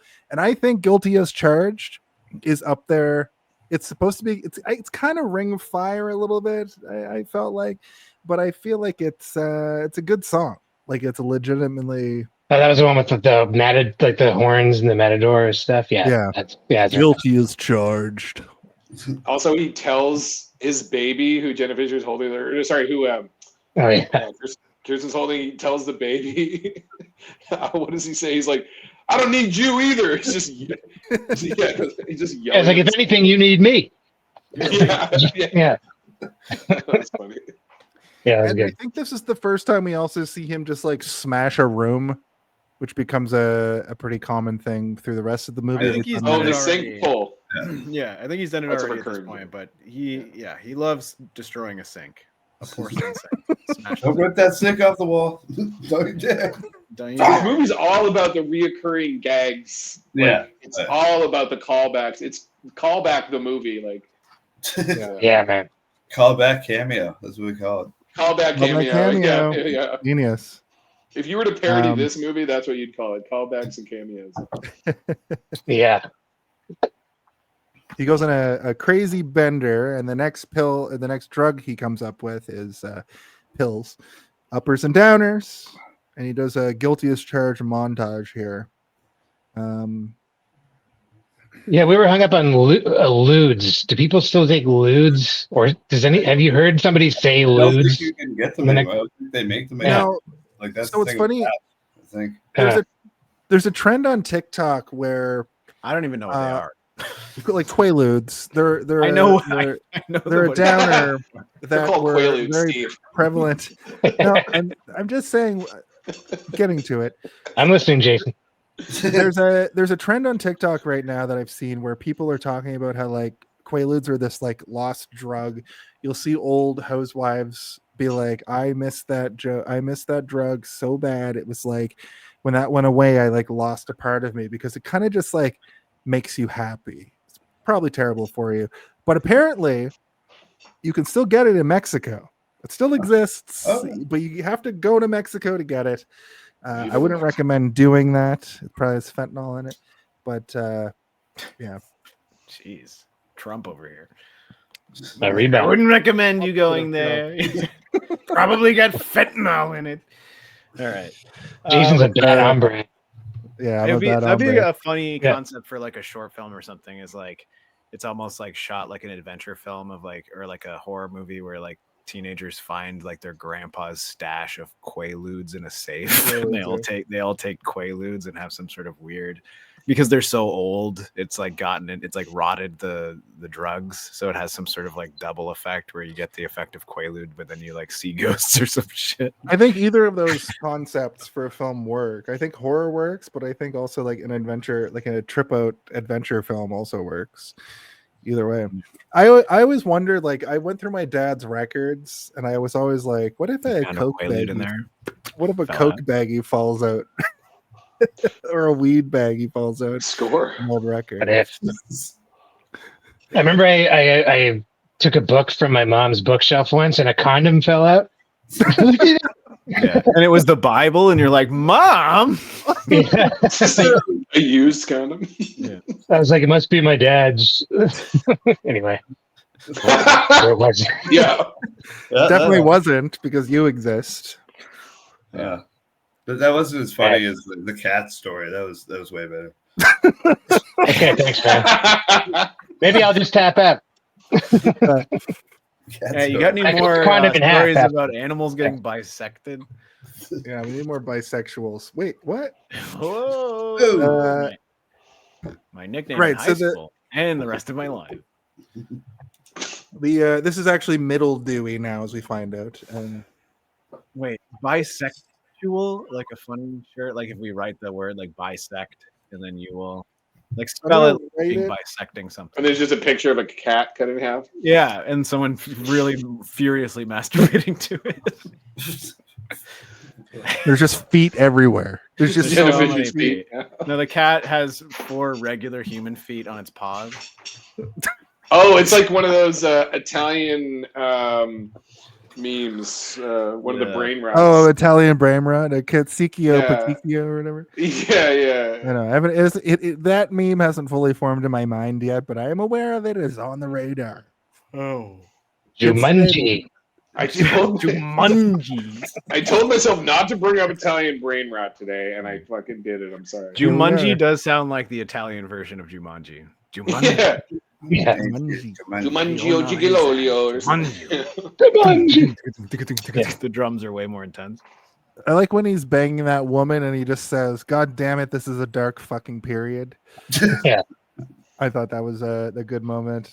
And then he goes to buy drugs. And this scene where he's buying drugs, I don't know why, but the way it's shot reminds me of Bob Dylan for some reason. I don't know. That's his Dylan era. It's coming to his Dylan era, but I don't know why this shot specifically just like because he looks exactly like Bob Dylan. Yeah, maybe he looks exactly like Bob Dylan. His glasses. Yeah. That's what I figured. Yeah. That's like kind of when he like switches, when he takes his band member's wife and like gives the band member his girlfriend. He's like, "That's my wife. I don't like this girl. Let me have your girl." Yeah. I like your girl better. Well, and then the guy's like, "Hey." That's not how that works. But he gets sent to jail, and he wants to get out of jail so he can sing. So they kind of reference the Folsom Prison Blues thing here, where he wants to get out of jail so he can go back into jail to sing for the inmates. Does the 2-hour-long version have him do that? No. I can't recall. Okay, so it sets it up. You're like, oh, he's going to do the Folsom Prison thing, and then that never happens. No, I wonder if they had planned on doing it, and they were like, we can't get enough. We don't have enough money to get a room full of people in onesies. Yeah, I feel like they. Yeah, maybe. I don't know. I think the joke was like, let's have them speak in Yiddish, and then he doesn't understand the word rehab. It's like, rehab. Oh, rehab. Oh, rehab. That was good. Okay. So I wanted to also ask you guys that the subtitle track on my thing wasn't fucked up. No, it's they literally just talk to each other in Yiddish. Yeah. The joke is that we, even though we don't speak Yiddish, understand what he is saying, and Dewey Cox, who is speaking Yiddish to him, doesn't understand what he's saying. That kind of popped Alina though as an ESL, somebody who's an ESL person. She was like, that kind of shit happens all the time. Yeah. Yeah. Dude, You're just saying it like just take a little bit of the Yiddish off of it, and then I can understand. Yeah. And then you'll I get once it. Yeah. watched the movie District 9 without subtitles. I didn't know they were supposed to be there. So I was like, watching the movie, so I was like, oh, it's supposed to be like that. And, Simon, Yeah. but I that watched the happened. fucking movie, but I figured it out. That happened to me as well, and I thought we were supposed to just get what they were saying. No, We me must have too. watched the same copy of it, because I remember watching it going, yeah, I can kind of figure out.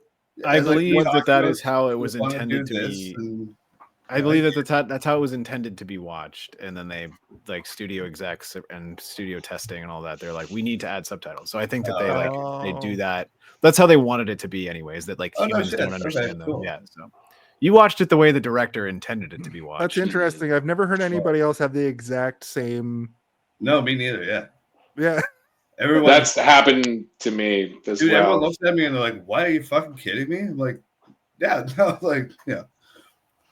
Yeah. We had We to, like, watched a movie backwards one time. It was like a documentary it's all visual. There's no dialogue or narrative. It's like an artsy documentary, but I forget the name of it. So I shouldn't even bring it up, but like we got high and watched it, and it was like a lot of it was the remember the Challenger disaster, like the spaceship. It was that backwards, and we were like, oh yeah.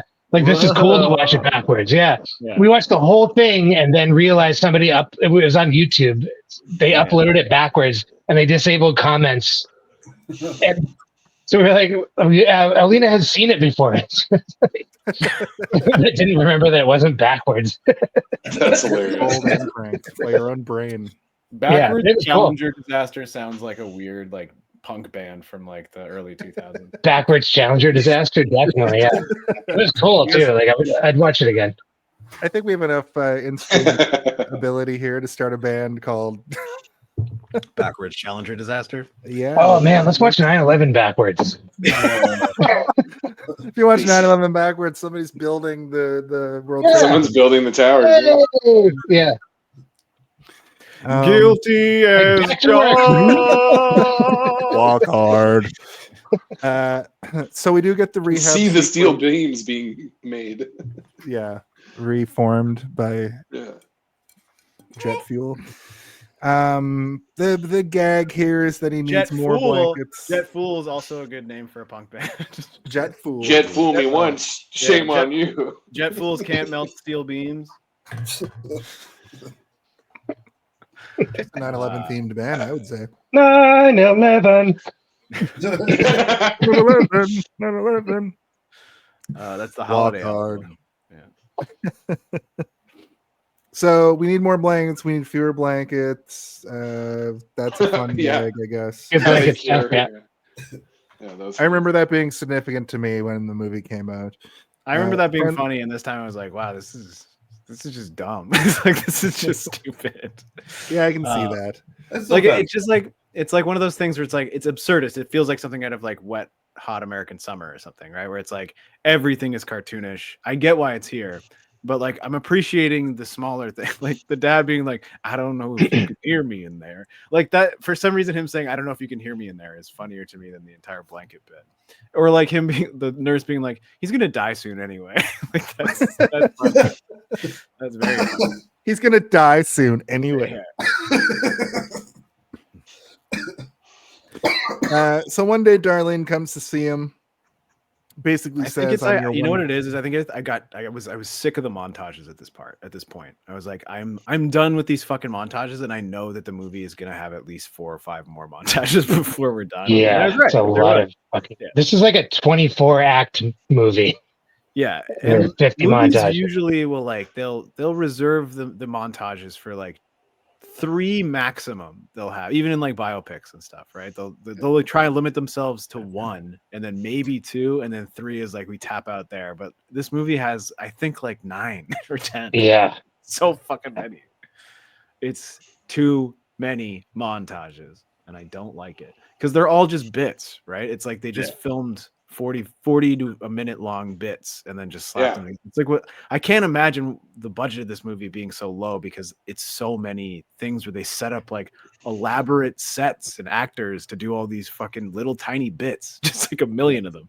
And then just stapled it all together. And then even at the very end, there's an extended montage of shit that is like wasn't even in the movie of like people. Yeah, it was like a montage of deleted scenes. Yeah, I was like, man, they really left nothing out. Like put it in, throw it in the montage. Yeah. They couldn't let go of anything. See, like montage is gonna be great though. Like Rocky IV is like 45 minutes of montages, an hour 20 minutes of movie. Like it's over half montages, but they do it fucking right. But I want to see Rocky. Like I want to see him get good at boxing through montages. Just Rocky IV especially is just all fucking montages, and it's awesome. Anyway. Yeah. And of course, it's the famous, Team America World Police when they really called it out on the nose, and it's gonna be a montage. Really fucking making fun of that trope. In the best way ever done, I feel like. No, but that I love that song. It's good work. Yeah, me too. It's great. Yeah. Not only is it a montage, but it explains to you what montages are. Yeah. A lot happens in a small amount of time in a montage or whatever he said. Have we talked about his Dylan area yet? Are we there yet? We're getting there. We're arriving. We're arriving right now. Darlene comes to get him. She basically says, I'm your one remaining wife, so now we can be together. All of these blankets have saved me. They almost kiss again, and as they're about to have sex, he pulls off his shirt to reveal that he's got incredible abs, and I always thought that was hilarious. Because John C. Reilly does not look like that. Although I noticed that John C. Reilly after rehab, he does. John C. Reilly seemed to have slimmed down quite a bit for this film. That's what I noticed. But he still has a big giant on head. People's physical appearances, please. Thank you. Okay. Anyway, except his thick abs that are clearly not his. We're in the weirdo 60s now. We find out that he's been talking to Charlie Manson. He wants to write protest songs.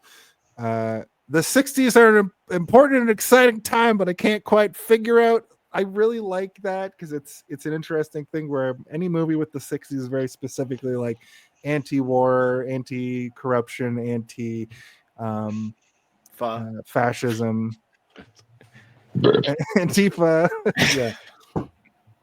Well, I said anti-fascism, so nailed it. But this is the Bob Dylan era. He writes a Bob Dylan song almost exactly, and does it on Ed Sullivan. And everybody's like, "What the fuck is he talking about?" Like, nobody really. Yeah, the song or whatever. And it's go ahead, Jake.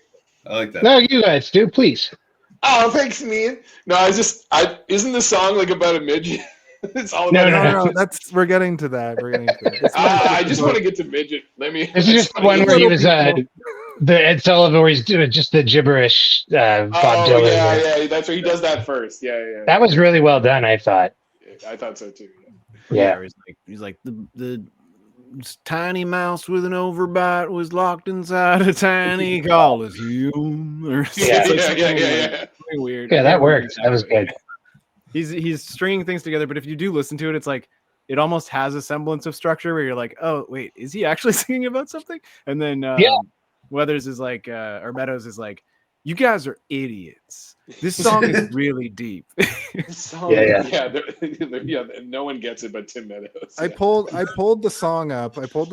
Just I'm not going to do the whole thing, obviously, but we're going to listen to it. It's called Royal Jelly. No, I'm just going to tell you about it. Mailboxes drip like lampposts in the twisted birth canal of the Colosseum. Rim job fairy teapots mask the temper tantrum. Oh, say, can you see him? Stuffed cabbage is the darling of the laundromat, and the sorority mascot sat with the lumberjack, etc., etc. It's pretty long, as I recall. It's a pretty long song. Yeah, it's one long sentence. Yeah. But the Little People song, that was a little blurry again. That was a long one too. Yeah. That was it. If you were on a date with a little person and you took them to see that movie, that was not a good date.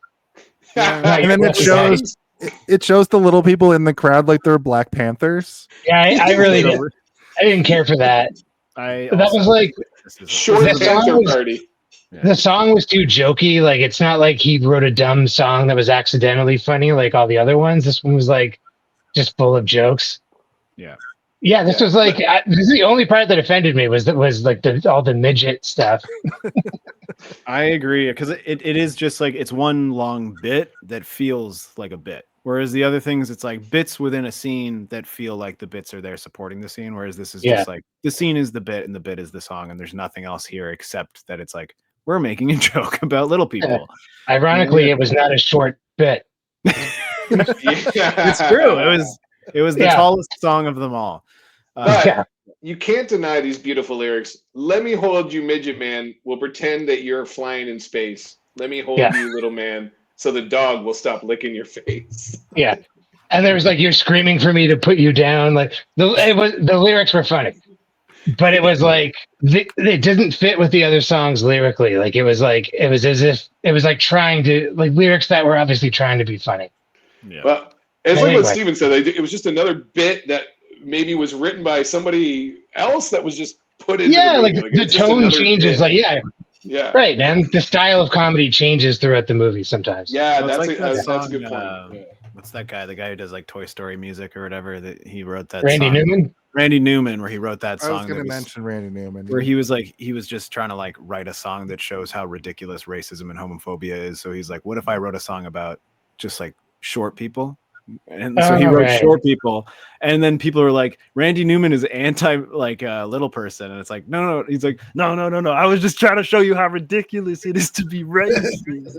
Oh no, I done did a mistake. Short people, they're gross or whatever. Like it's like he did the same thing.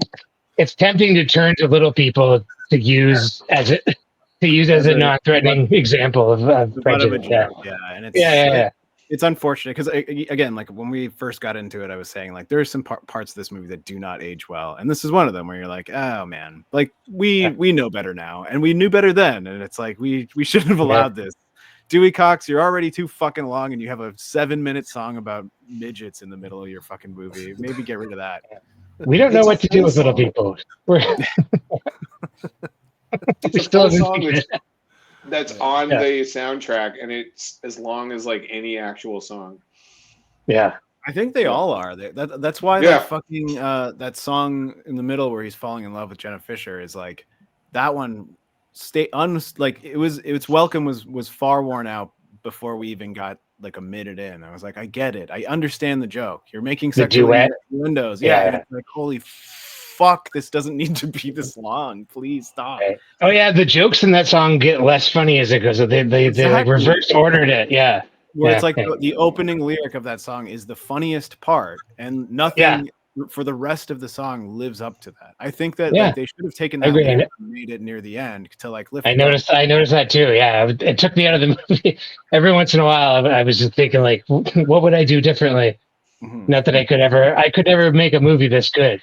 It also has an extended sequence during that song where they're like doing carpentry for some reason, and they're just pulling up different, like he's screwing and it's like hammering. And that could have been sexual, shorter and funnier. Yeah.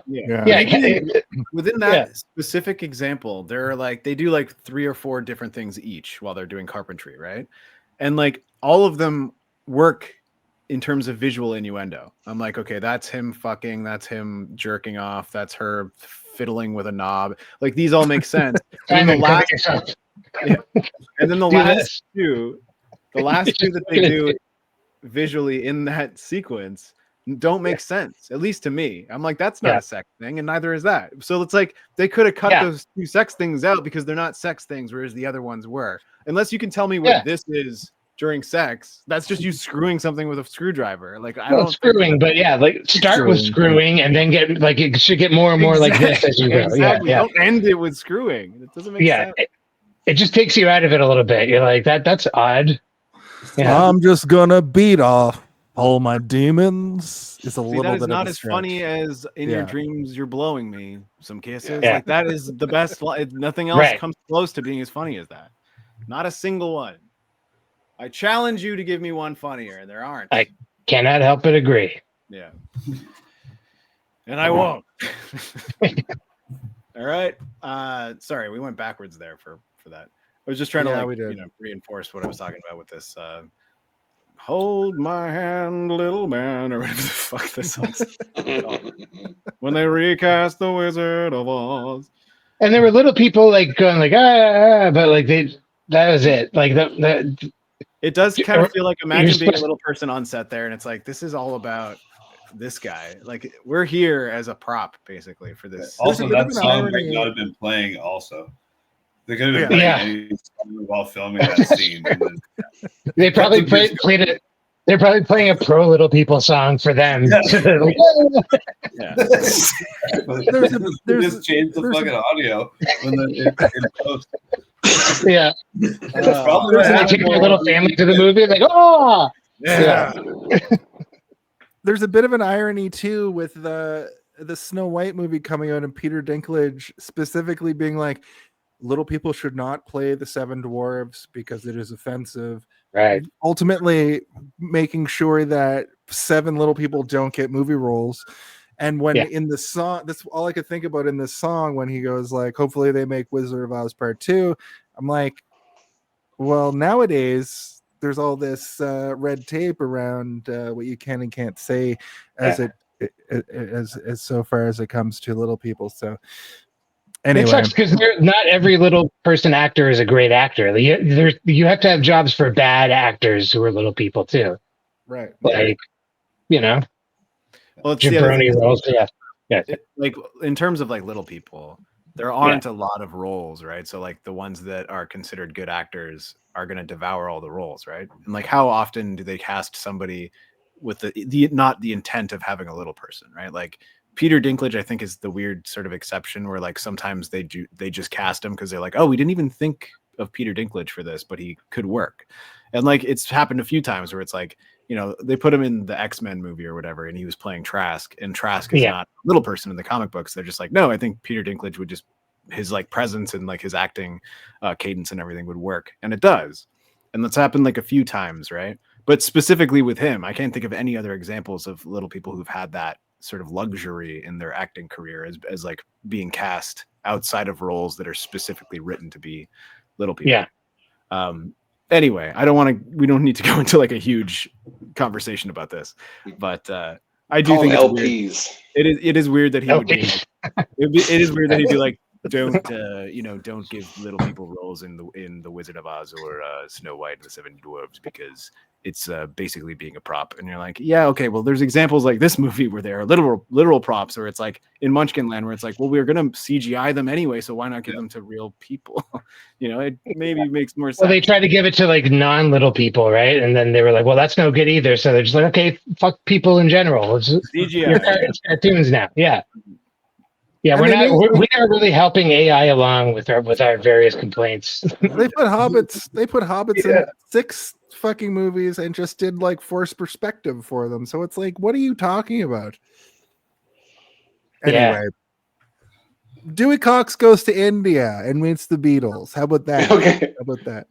Can I say something first? Somebody messaged me on Instagram and said, "Hey, I saw the Gus podcast." Oh yeah. Oh, wow. Oh yeah. They just think it's a Gus Pub reunion podcast. That's right. We all worked in the So same we all bar, used to Steven. work together at Gus's Pub, Steven. Yeah. Anyways, I'm like, sure, if that's what you want to think. Why not? Yeah. What an era that was. Man. That's kind of what Was I it the doing. era of yeah. 2007? A little bit Right after around that point, yeah. a few Yeah. years after that. That's what it was like. Yeah. I just want to beat off all my demons. Anyway, they go to India. I've always liked this scene. I thought it was interesting casting. You have Jason Schwartzman, you have Jack Black, Paul Rudd, and Jason. Who was playing George Harrison in that scene? Figure it out. Justin Long. Sorry. Who's Justin Justin Long? Long. What's that guy's deal? Justin Long was in. What's he famous for? Undeclared. Wow. What a pull, Jason. He's in Galaxy Quest. He was in Dodgeball. He was in Barbarian recently. I haven't seen any of these things. Have you seen Tusk? He's in a lot of Kevin Smith movies. Yeah, he was in the Jay and Silent Bob reboot. Wow, he's a real blind spot actor for me. I don't think I've seen any of that shit. Yeah, he was for me too. Yeah. He is one of those actors that sort of like niche directors latch onto because he seems like a pretty decent dude, and he also is a competent actor, and you can put him in stuff, and he does the job. You know, he did a good George Harrison. Yeah, like he had the the Liverpool accent or whatever it is. It's like we're the Beatles from Liverpool. I love when George Harrison says Paul's a big fat cunt. That was fucking hilarious. Yeah. You know how I feel about the C word. We did talk about it a little bit, but I think it's hilarious that like all of these guys are good actors and could most definitely learn a British accent impeccably if they needed to. And they're like, no, just make it as cartoonish and garish as you possibly can, and just be goofy, please. And they all did. They came to play, and they're having a good time. You want to drop some LSD with us, Dewey? And they do it, and it's good. Or wait, no, he has to check the headquarters first. My favorite part of this is seems like there's a rift happening between the Beatles, and I think that's a funny call out. I've always thought that was a funny call out because this movie is very much like saying the thing that is happening. And at this time, obviously, the Beatles were breaking up because of their drug use or whatever, and because Paul McCartney and John Lennon were drifting apart. And to show it like this was pretty good. I'm Paul McCartney, the leader of the Beatles. Was also a pretty good. It was so silly too because they're like so out of the bit. They're like, "You gotta stop fighting here in India." Like we don't believe as the audience that they're in India. Like we're here in India. We're here in India. We bought into it. You don't need to. Like I don't know. That was almost like it was so stupid. It was funny. We're the Beatles here in India. He's that in guy's from stuff Apatow movies as well. He's in. He's in 40-Year-Old Virgin, right? He's the guy that's a bunch the of older guy. Anytime they need an older Indian man, they call him up. What do you think about the Beatles scene? Pretty good. I fucking hate the Beatles. Yeah. Cool, man. Just checking in. You know, like I watched the movie and I sat down. I had a piece, like a pad, going to take notes and shit. And I didn't take any fucking notes. Yeah.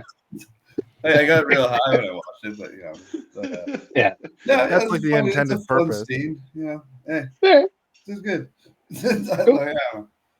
Yeah. You, George, John, Paul, Ringo. They're all there. Yeah. You're all there. Yep. Yeah. There are no monkeys. You're giving some serious Ringo energy right now. You're like, I wrote a song about an octopus. I've got a song about an octopus. Yeah. Simon is the Ringo right now. Yeah. A hunger told me wool.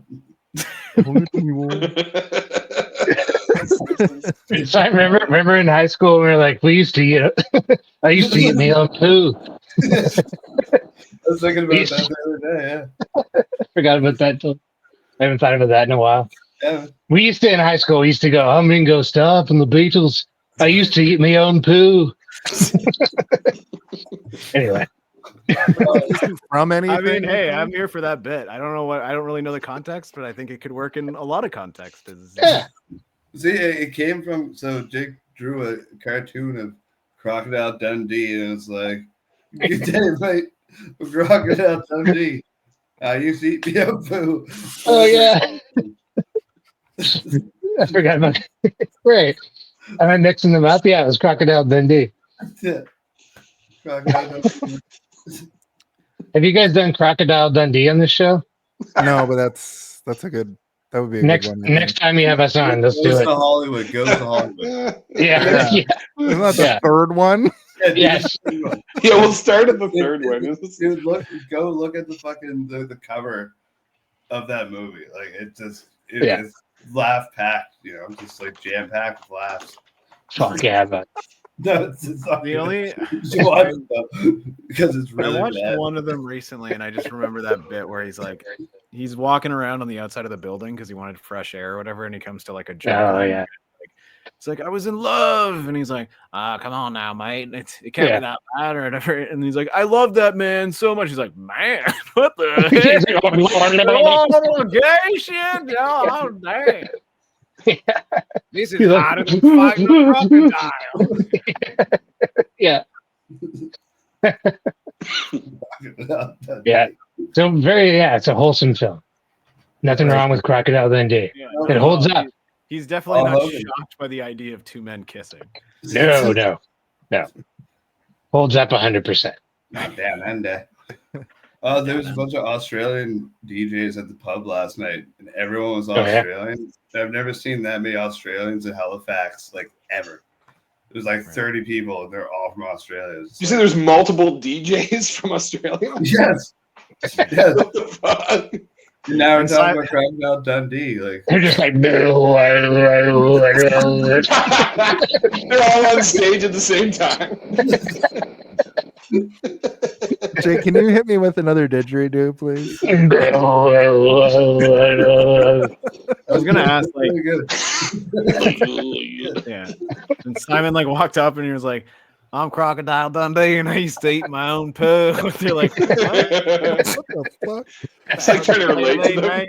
Yeah, it's like, can I offer you some poo? Like, huh? What the hell? That's not a thing. Australian people like to eat their own poop, right? Yeah. I read it in a book once, and that book may or may not have been drawn and illustrated by my friend Jake. Australians and Liverpudlians.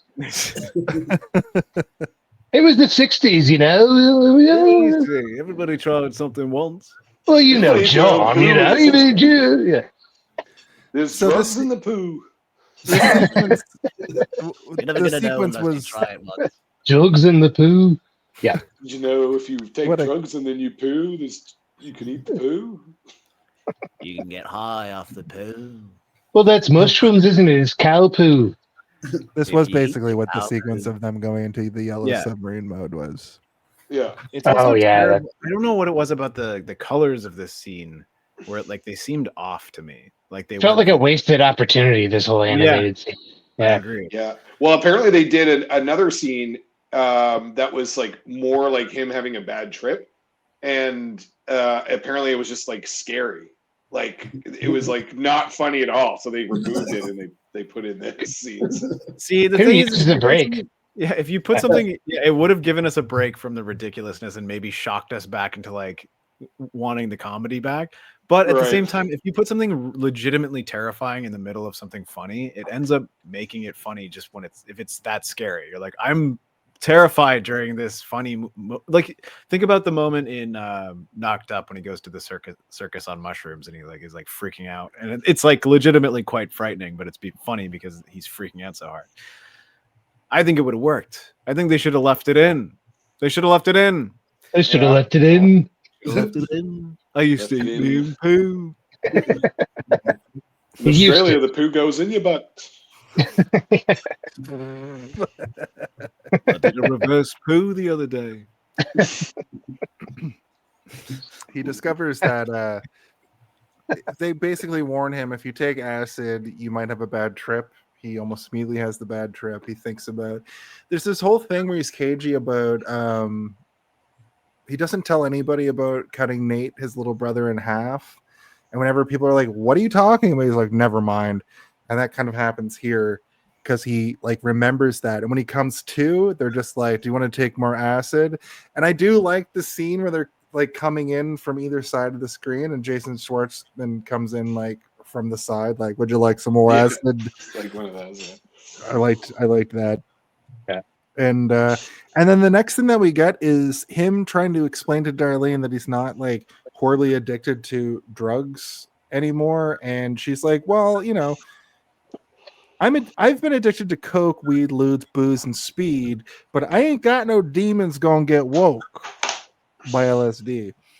I think I wrote that after, and that's when she's kind of like, well, let's go do acid with. She says, let's go drop acid with the Beatles, which is a phrase that probably not a lot of people have been able to say in their life, but maybe more than you would think.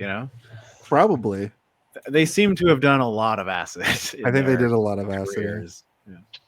Yeah, so it goes into the animated portion. He's a bad, well, I already talked about this. So 8 months actually elapse between him taking acid in this scene that we just talked about. And now he's grown a beard and he basically is writing pet sounds. He basically becomes Brian Wilson. He wants to write pet sounds, his version of it. And he has a falling out with the band over all of this, banging the wife, not paying for drugs, the Siamese glass cats that he was giving them as gifts. So, like, we don't want your Siamese glass cats. I don't know if the cats were the main issue that Spachemin was having there. He says that he also had sex with me, and I've had confused feelings about that for 10 years. Yeah. Which is nice because I'm like, there is that sort of like waning question for a while there. I'm like, did Dewey fuck those dudes as well in that hotel room? And it's like, yeah, he probably did fuck a couple of them at some point. Fuck yeah. Yeah. Why not? Why not? Which gives me a little bit more respect for Dewey Cox, to be honest. His cock is Dewey. We all saw that pecker over his shoulder. How can you? You gonna say no? You want some coffee or something? Yeah. I'm okay. He's on the phone with his wife. Yeah. Yeah. So he naturally just starts smashing stuff. And then Darlene gets him and tries to convince she manages to convince him to stop the drugs. But as he's hugging her, she definitely doesn't. Yeah, he puts something in his mouth. But it's not acid, which is what you would think.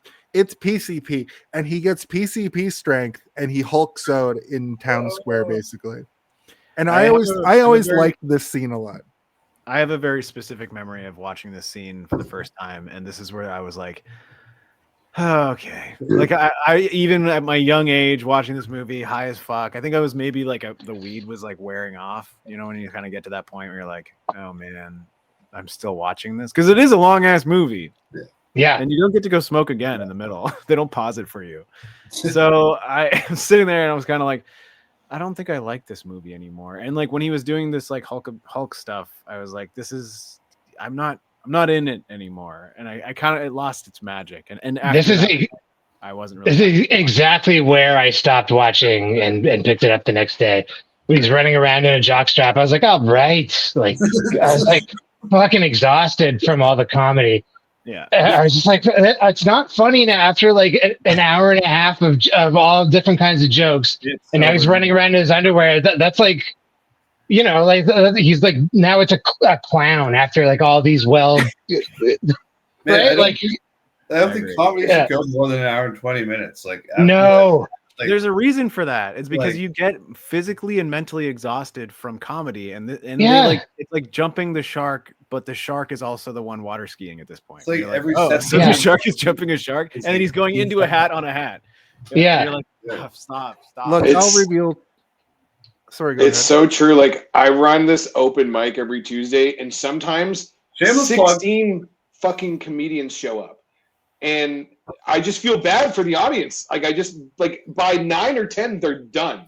Like they're fucking done. But I don't want to turn people away. So I literally have people leaving because they're like, this is 2 hours of stand-up. Like I'm done. Stand-up shows are exhausting, man. Yeah. Yes, they are. Even more so than a movie, right? So but I think it stands that like you can't just be in a comedic situation for that long.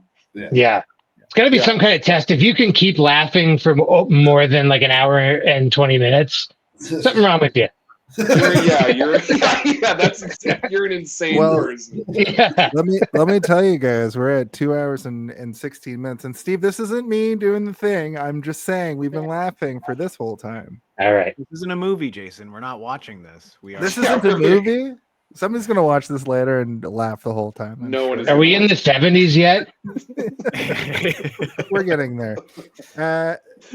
So he hulks. So Darlene leaves, and he goes back to jail and rehab. He gets a vision from rehab. Don't you know? Rehab. He gets a the vision back from of his rehab. rehab. It's like roll up the rim, right? He gets a vision from his little brother, who is just a young Jonah Hill, which I thought was a funny. Yeah, that was funny moment. And then he's I'm mad that he's expecting him to fall off, like his top half to fall off for some reason. And I'm like, do I have a memory of this, or am I just creating this in my head, or did I expect it to happen when I first watched it, and I'm still expecting it now? Oh yeah, he was back. I didn't think of that. He's back intact. Yeah. Back intact in heaven. Yeah, this is his ACDC. Yeah, I think his bottom half and his top half should go to heaven separately. Yeah, his bottom half goes to hell, and his top half goes to heaven. Yes, exactly. That's what happens to all of us. Our bottom halves go to hell. Yeah. Do you guys just pee into bottles or something when you do this podcast? Or you have to pee, Stu? If you have to pee, you can pee. I always have to pee. Simon's peeing right now, clearly. Yeah. That's my secret. Right now. I always have to pee. I usually, when we get late into it, I often near the end, I'm like, I gotta go. I have to go to the bathroom. But I've been on the toilet this whole time. My right now. Yeah. Wow. I'll take you with what me. A good workaround. I'll take you with me. Yeah. Anytime I mute my mic, I'm dropping one. I did like that he's mad at Dewey for him dying in that way, and then he asks, "You ever try to jerk off with your ghost hand?" This is weird because that is one of the lines from this movie that I have remembered my entire life. Like I still sometimes quote that, like in D&D and stuff. Like I run D&D pretty often, and sometimes it gets quite jokey. And anytime there's a ghost, I'll like lean to somebody else and be like, "You ever jerk off with a ghost hand?" Nothing, nothing. Because it is funny, and it's one of those things that like it's not just funny and unique to this movie. It can still be funny in almost any context involving a ghost. It's a funny thing for a ghost to say. Have you ever tried jerking off with a ghost hand? Nothing. Nothing. You get nothing. There's no sensation. No ectoplasm. It's wasted at that juncture of the movie because by that point I'm like immune to all jokes. There's so many great jokes. But if you watch it long enough, you just get where you go numb. Yeah, and you're kind of waiting for that sort of like, when you're numb and then it like becomes so numb that you start to just laugh at everything. Yeah.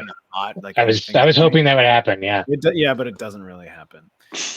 I blew a lot of air out of my nose while watching this at this part of my life. I blew a lot of air out of my head while watching this, going, this sucked, terrible, bad, stinky, bad joke. I did like so we're in the 70s. Oh, in the 70s? We get to the 70s. I'd like to turn the beat around montage of writing and smashing. He's trying to write songs. He can't write songs. He's smashing things every time he can't. And they come to him with a television program. This is where it gets a little long in the tooth for you guys because it glosses over this, but you guys had to see this whole it's a lot. It is a lot.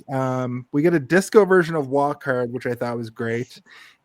I personally think that's great. Yeah, I thought it was great too. That was accurate to like the corniness of those variety shows in the 70s. Because he's like, we'll just play the old songs, and the record producer's like, those songs are 20 years old now. Yeah. Cut to him doing a disco like my version. Old songs. Old people like your old songs. Old, yeah, very old. So you have a bot in your chat? Yeah, I deleted it. Don't look at it. I deleted it and I banned it. Don't look at it. It'll poison you. Look at it. I gotta click on the link. Looks like a good deal. Yeah. No, it's not a good deal, and I can't. But you can get 5 viewers. Yeah, you get 4 Dewey Cox for the price of 1. Got it. Yeah, you gotta buy them all. Gotta buy them all. But this variety show is kind of like Sonny and Cher, and he just does covers now. We had the cover of Starman by David Bowie, and we find out that the Hulk television show is whooping him in the ratings. And last night was a very special episode. The Hulk has a brother who isn't green; he's red, which is kind of on point for 2025 where we are now, because the last Marvel movie was a movie about Hulk's uncle, Hulk's father-in-law, who is the Red Hulk. But I love that because they're like, did you see it? He's like, oh yeah, I watched it. Oh yeah, they loved it. Lou Ferrigno's Hulk was like, it was fucking awesome. No, it was great. It was great.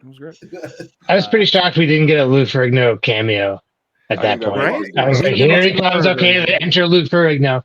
And Patrick Duffy, but Lou Ferrigno. He's also sort of in the wheelhouse of the Apatow stuff, right? Because he was in what's that movie? Oh, that's right. Yeah, he's in one of them. his mansion and stuff, and then it's the one where Paul Rudd is like looking for a best friend. I can't remember what it's called, but I just saw that recently. Yeah, Best Friends. Is that what it's called? Best Friends. Slap at the base. Yeah, that. Yeah. But Lou Ferrigno's in it. So what's going on with Marvel movies right now is they're making movies about the Hulk's uncle. I think Jason kind of boiled it down to like very bullet points. It's Uncle Hulk. Yeah, it's his father.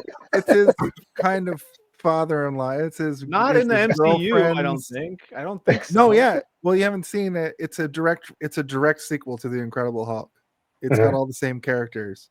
Is Liv Tyler in it, or was she in the? She is. One? Yeah, but Harrison Ford plays. Wait, wasn't Liv Tyler in the Ang Lee one? Or am I thinking of? No, she's in the Incredible Hulk. That's what's her name from Labyrinth is in the Ang Lee one, right? Director Ross, who was played by the guy who passed away, who Harrison Ford takes over the role for. Talking about John Hurt. You're calling John Hurt the guy who passed away? The big Hurt? The Hurt himself? He's going to put a hurt on you from beyond the grave. I forgot John Hurt's name. I'm sorry, the family of John Hurt. It's the same character, and he gets so mad. He's been getting drugs. Lower half is shooting on you in hell right now. Thank you. You know what Stu's doing right now? He's peeing, and he's going like, no. He's making like private noises. He's like, no. He's trying to come up with a new joke. He's transforming into the Yellow Hulk because he accidentally fell over and peed all over himself. Hulk, He's also definitely angry. He's definitely watching this on his phone while he's taking a piss. You think so? Sprayed the bidet on himself.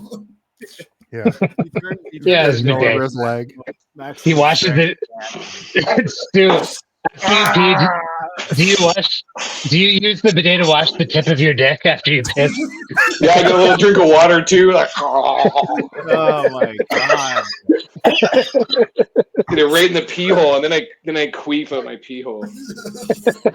Queef. I didn't ask. I knew that part. I knew that part. Don't ask, don't tell. So anyway, yeah, Red Hulk is the president of America. Red Hulk is the President Red Hulk. He just needs to advertise. Dewey Cox needs to advertise. Isn't that the whole movie just an allegory for Viagra or something? I think. Isn't that? I heard that somewhere. I don't know, but Harrison Ford needs to fuck off. Yeah.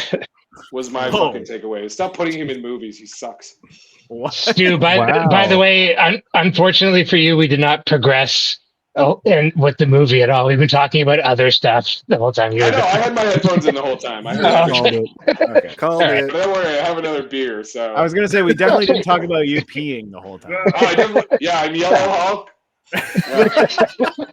PP Hulk, yeah. Yellow Hulk. Well played. It reminds me of the dude from Sin City, the villain who had like sepsis or whatever. The Yellow Bastard. Yeah.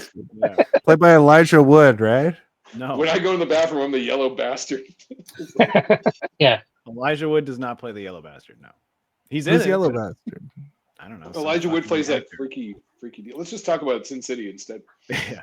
Well, next time I have 3 guests on. Next time we have 3 guests on, we'll do this movie again, obviously.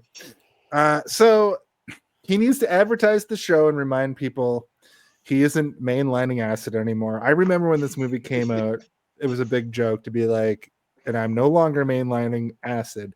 I would say it all the time. And the interview goes horribly. And it basically boils down to, what's her name? Jane Lynch. Close. Jane Lynch is always like asking the wrong questions. It boils down to her being like, why don't you just stop and smell the roses? And he's like, I got no fucking sense of smell. And he smashes stuff again. I like this interview too, because it really sort of shines a light on what it's like to be interviewed by an asinine interviewer, I guess. This might be the best Jane Lynch performance that I've seen.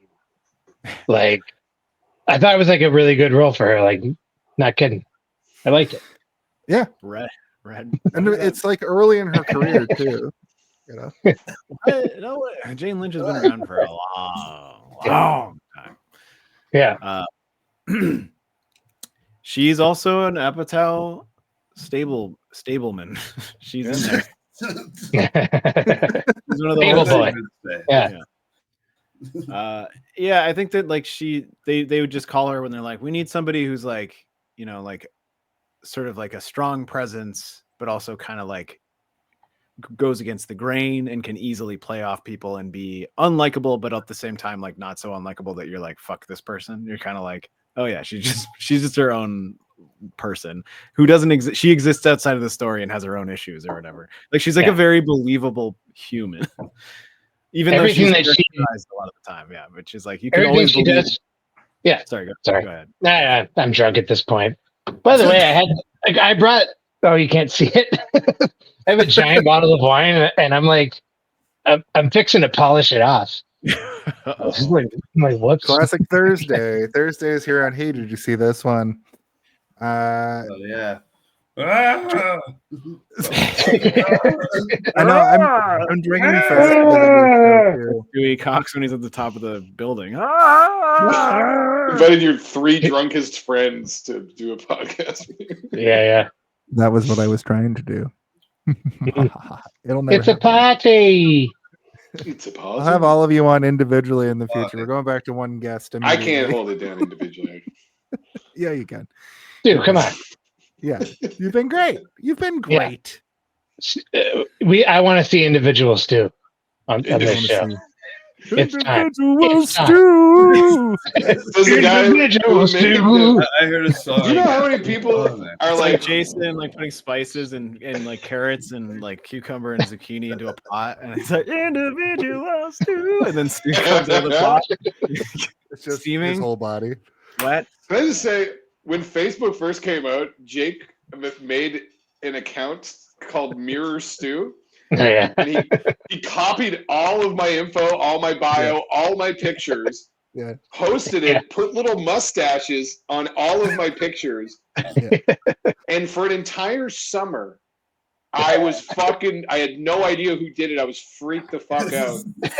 I was like, what is going on? Like, is this a Twilight Zone? Like, it was new internet too, so I wasn't like, you know. I didn't add Mirror Stu. I refuse. Of course you did. People still think it's me too. They're like, "Why do you have 17 Facebook accounts?" That's the best part. Mirror Stu still exists. It's still there. And I have 3 Facebook accounts independently of Mirror Stu. So there's 4 of me's on Facebook. Yeah. So when it's my birthday, it's just insane. I can probably give you control of that. I remember that I had to have an email address to register that account. So I did. Control of it. Yeah, okay. Well, it was the email address was Stu Hayward at hotmail.com, but reverse. So it was like you at hotmail.com.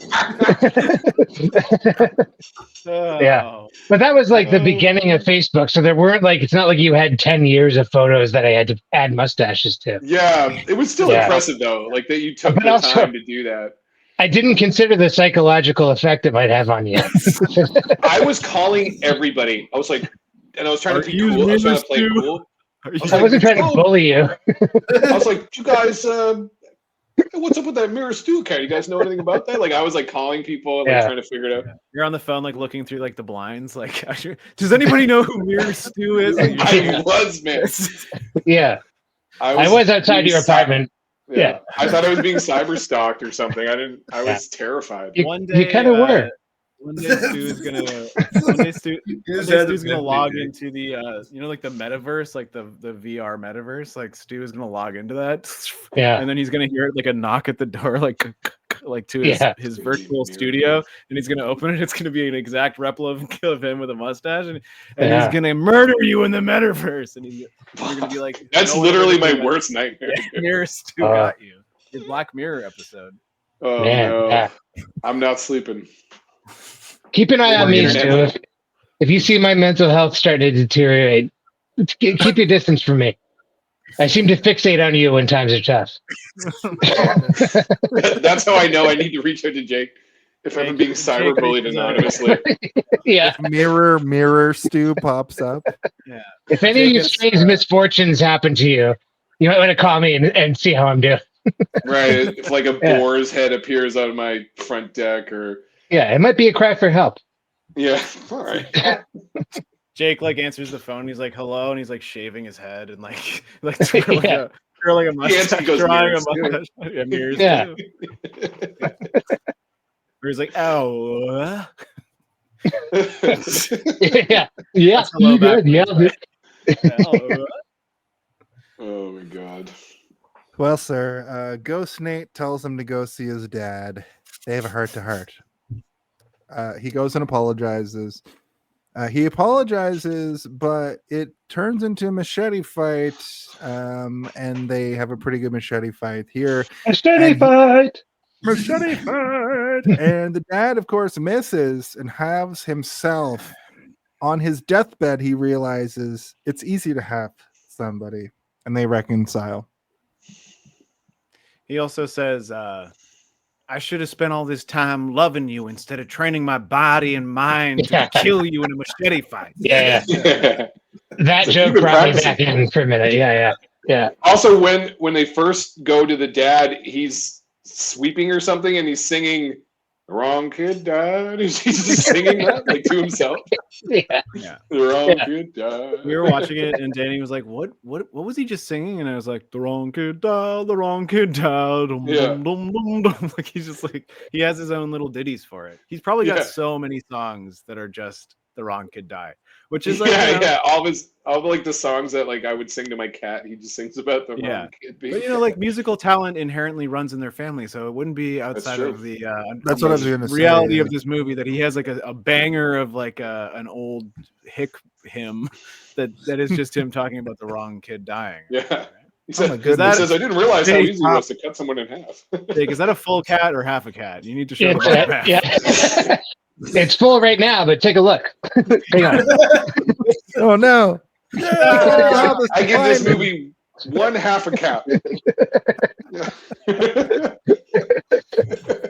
Oh my goodness! I never seen a cat bisected on a podcast before. Yeah, that was real. The blood didn't show up because of the background, but I made a real mess here. This one. Yeah. Whoops. Wrong kid died. So Dewey smashes more stuff, and then one of his sons comes and asks him to have a catch. His son, also famous actor now. Crazy. Is that the kid that's from Righteous Gemstones? I didn't get a chance to look it up, but he's the guy that a million things. He's in the new season of Wet Hot American Summer. He's in Santa Clarita Diet. He's in The Quarry, the video game. He's in he's probably in the Righteous Gemstones. I don't know because I haven't seen anything beyond season 1, and that was many years ago. But yeah, he's in tons of stuff. He's a well-known actor now. Skylar Gizondo is his name, and he's got the most. His face looks like he's a puppet. I would say he looks like he's very handsome. What are you talking about? No, he's very handsome, but he's got boyish good looks. He's got puppet face for sure. He's got a real case of puppet face, if you know what I'm talking about over here. I'm almost done Righteous Gemstones, and his character in Righteous Gemstones is incredible. He plays Gideon. I won't spoil it for you because it is a massive spoiler in the first season. There's a huge twist. Well, I was like keeping my eyeballs peeled during the montage of him playing catch with all his other kids because I'm like, is there going to be another famous person? Because like he's arguably quite famous now. That child actor is now. But he was like literally 9 years old or 10 years old here. So but they have I a think catch. he was in other things as a kid too for a little while. But you could tell that he's like, this is a good child actor. He's not like, you know, like when you see a movie and a child actor is like really wooden or blocky or like sort of like cereal commercial like way of Like, delivering their dialogue. The kid who plays Dewey Cox at the beginning is yeah, where you can tell the like most the parent, talented kid I've ever seen. yeah, the parents are on the sidelines being like, smile more, bigger, sweetheart. You can do this. Yeah. This is your chance. Yeah. Like, can you teach me to play the blues? I didn't. Mom, you didn't go to college, and we're broke. You owe mommy. Yeah, that was one sleepy-eyed little bastard. That kid. But it turns out he has like 30 kids total. And we get a I montage think of it's him. more than that because he says like 22 brothers and sisters, and then 14 half brothers and half sisters, and then Well, he has so many. even know about.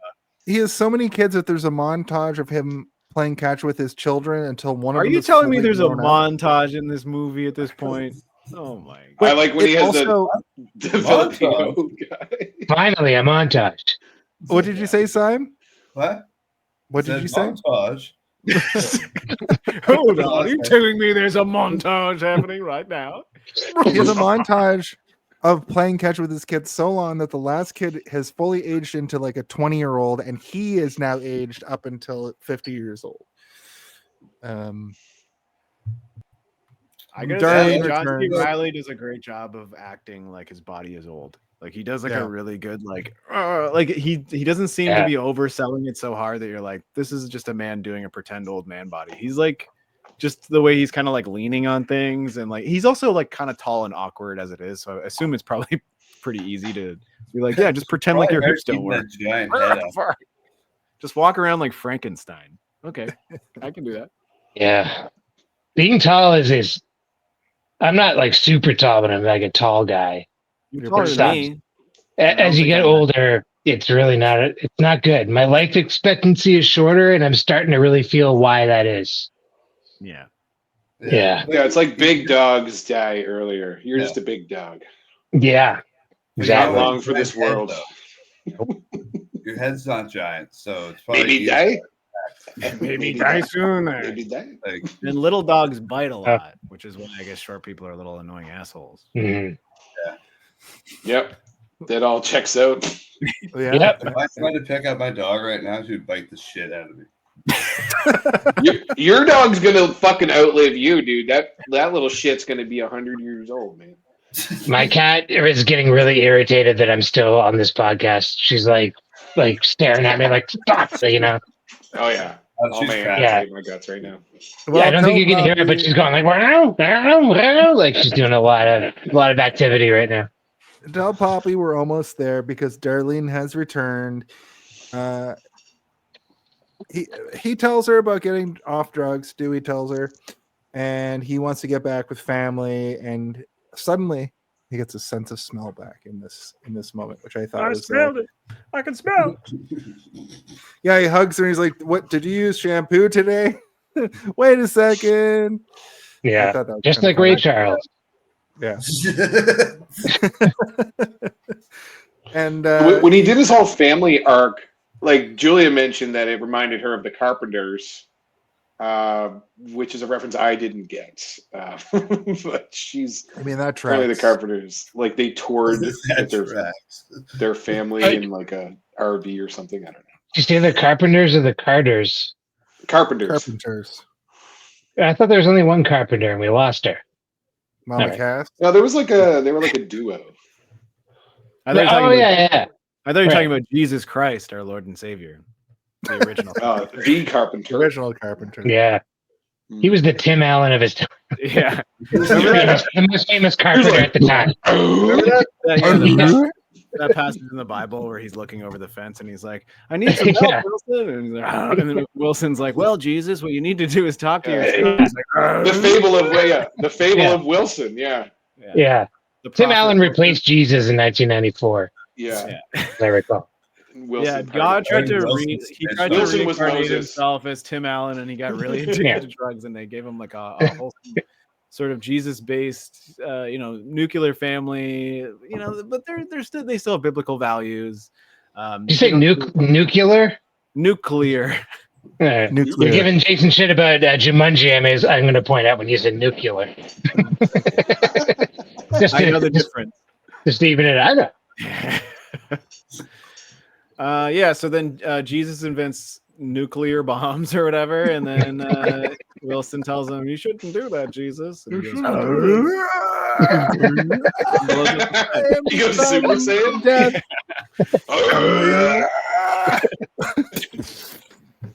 My God. Simon, can you give me a Barry scream right now, real quick? He looks kind of like Barry a little bit.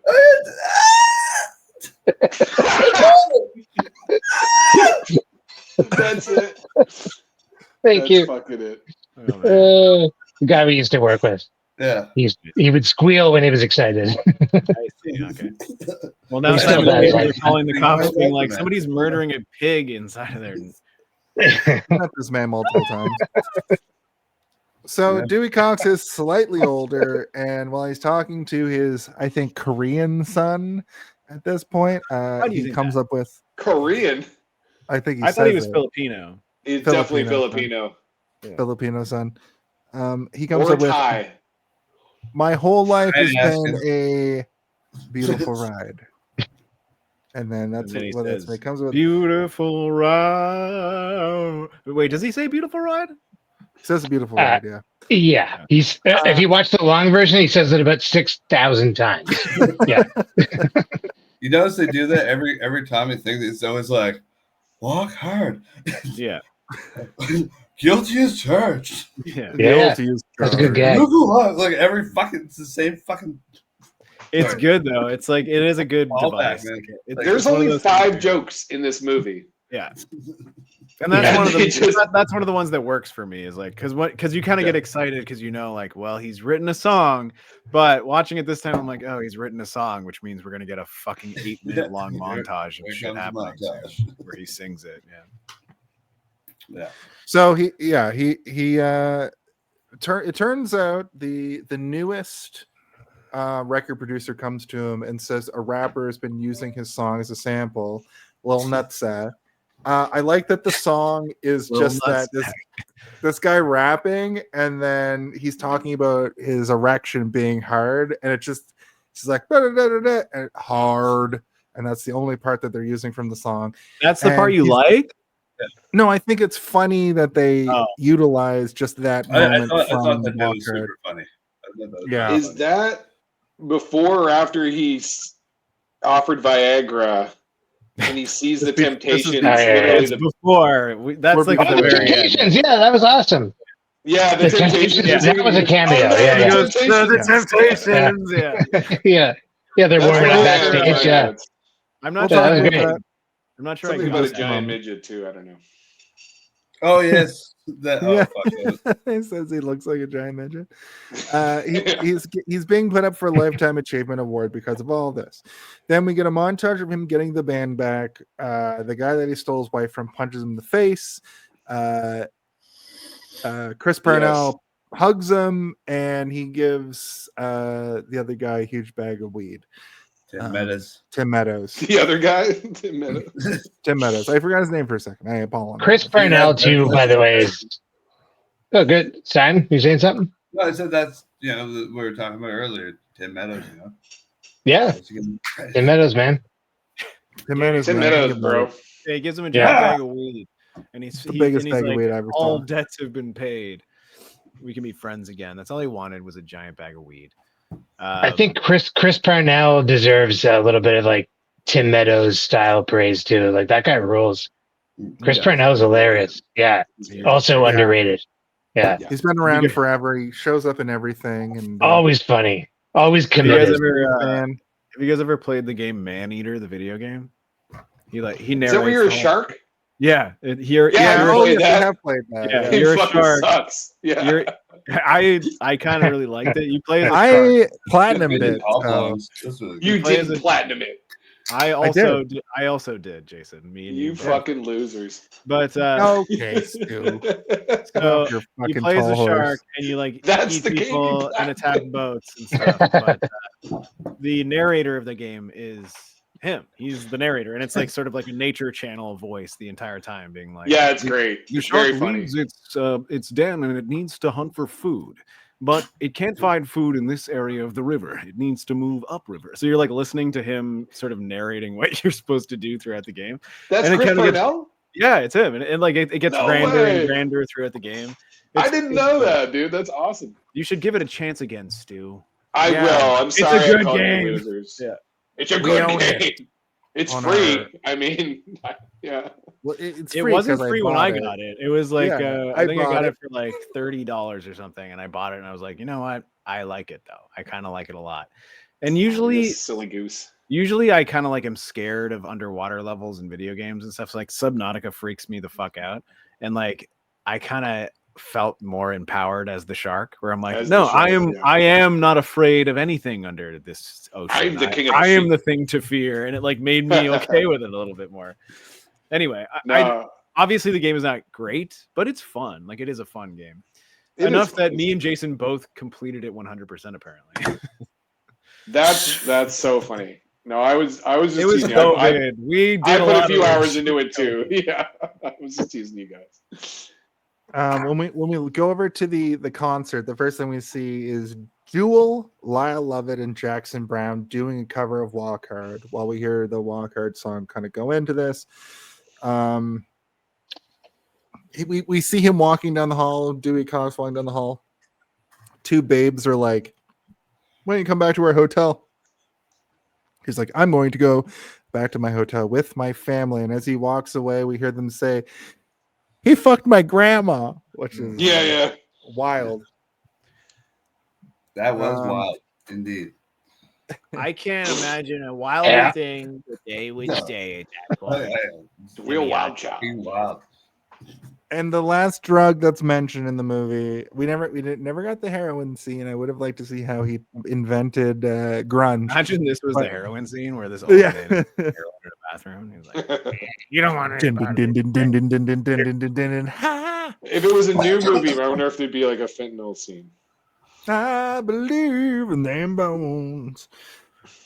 It would be a fentanyl scene. No, it's a Viagra joke. Oh wow, Yeah, the fun Viagra Viagra joke. It It's gives you crazy a because boner. it's because they're old. That's why they're doing Viagra, guys. And he's To like, Stu's "I do point, not want like- any part of this shit." Drugs are like pretty soon not going to be funny anymore because they're just like drugs now. And you know, remember crackheads? Ah! You know, Yeah, they're quirky.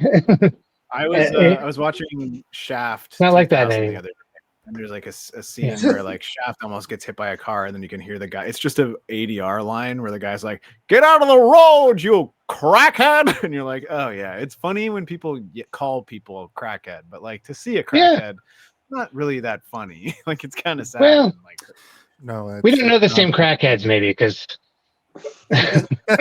maybe, yeah. remember Johnny That could be Fletcher? it. Oh yeah, buddy. Yeah, yeah. Yeah, he's like clean now. He's awesome. No, We he called got him his the life crackhead together. keeper. That's why we can laugh today. Yeah. Yeah. Yeah, that's why. Well, a Look, lot guys. of people, you know, because weed's legal, right? So a lot of younger generation think like that weed's like a old person drug. And it's Yeah. lame and stuff, you know. Yeah, they Which have is to probably do good. like I don't know, like some sort of battery powered, like you inject it into the bottom of your foot or something. Like that's some kind of weird new drug, probably. I assume Yeah. it's like if it's not illegal, it's not cool, right? Like it's like Oh, yeah. smoking. That's cigarettes. it. That's it. Yeah. Toronto is out of control drugs wise. Like it's not funny. Well, I want to say a little thing. I went to Chicago 2 weekends ago, and weed is legal there, but you don't smell it around. And the second I came back to Toronto, I got off the train and I immediately got hit in the face with the smell. The of weed. conductor was like, He's like, I'm not This supposed to job's do so this. easy. Let's go. Next Yeah. stop. Hell. Yeah, Up, Yeah. up, motherfuckers. Yeah. I don't even This know if was you also- tried this thing. Practically. I just press a button. the thing in Toronto is You just do it now. I saw like once in Toronto a 7 foot tall dude, like way bigger than me, and he looked like a Bon Scott from AC/DC. He looks like a swarthy, like Australian guy, and he was wearing a tutu, like a ballerina thing with suspenders, and that should be hilarious, right? Oh yeah. It wasn't funny at all. It wasn't. No, it was dark. It was scary. It was dark. It was like, yeah. It was like somebody you might, if you saw him in Walk Hard, you'd be like, or you'd be like, another joke. But like seeing this guy in real life, I was like, drugs are getting out of control. Like, right. It wasn't cool. I was your wife. Yeah. Guy ever. That guy. Yeah. The thing is that. Yeah, that was actually like a middle school student who ate like an Alice in Wonderland style drug and like grew like 6 feet or whatever. Like he never came back. Never went back to normal. Yeah. Yeah. It's sad when you think about it. Yeah. Couldn't find the other half of the mushroom. So we're at the end of the movie. Yeah, okay. So you guys mentioned I don't want to submit to the temptations, and then we get the temptations.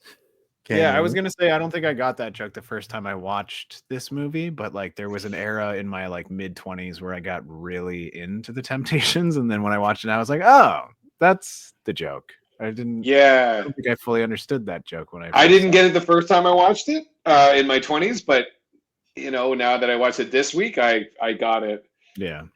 Which was kind of cool. It's kind of cool to revisit a movie and get this. I think this is the only joke in this movie that I maybe didn't understand. Like this is what I always kind of advocate for, like rewatching things upon review. So like never give a review based on your opinion of like an M. Night Shyamalan movie that you watched in 2003. You might be able to rewatch it now in 2025 or whatever the fuck year we're in, and have your entire perception of that movie changed, flipped, and your opinion might change. Yeah. Walk Hard, maybe not for the better. A dick is a joke. Just a dick being on screen is the joke for this sequence. This is like the most subtle joke in the movie is seeing the Temptations, and he goes, "The Temptations." Yeah, it's true, and it's funny. It's very funny. I love that joke. I really liked that joke. Yeah. To end with what's great is when you've abused your mind with drugs and alcohol for half your life, you can go back and watch shows and movies and read books, and it's like doing it again for the first time. Yeah. Right. So I can identify with that. I'm identifying with that as we speak. Yeah. Who are all of you guys? My best buds. Jason looks like some guy you'd see on the fucking subway or something. That's what they call him. Yeah. Let's all take a moment and look at Jason right now. Yeah, let's look at Subway Jason. Just look at him. Oh, we can't call him Subway like Jason. That's too close to Subway Jared. He looks like a guy who's on the subway like this. What are you doing? Yeah. Who's like just secretly filming you with his phone, like He doesn't look like a pervert. a feet pic or upstairs. No, he doesn't look enough like a pervert. He does. But let's think about this. We're thinking about the Jason. Like I don't even remember what Jason used to look like. No. Like, but if he looks like a crazy older guy to us right now, looking at him, that's what we look like to each other too. Yes. Oh, yeah. You know what I mean? I don't remember what you guys look like, but when I do, I go no. Do you know what's absolutely wild? I was going to make a game where we all roasted me, which we're not doing now. And you're like, No, of course not. We started it a little bit. Yeah.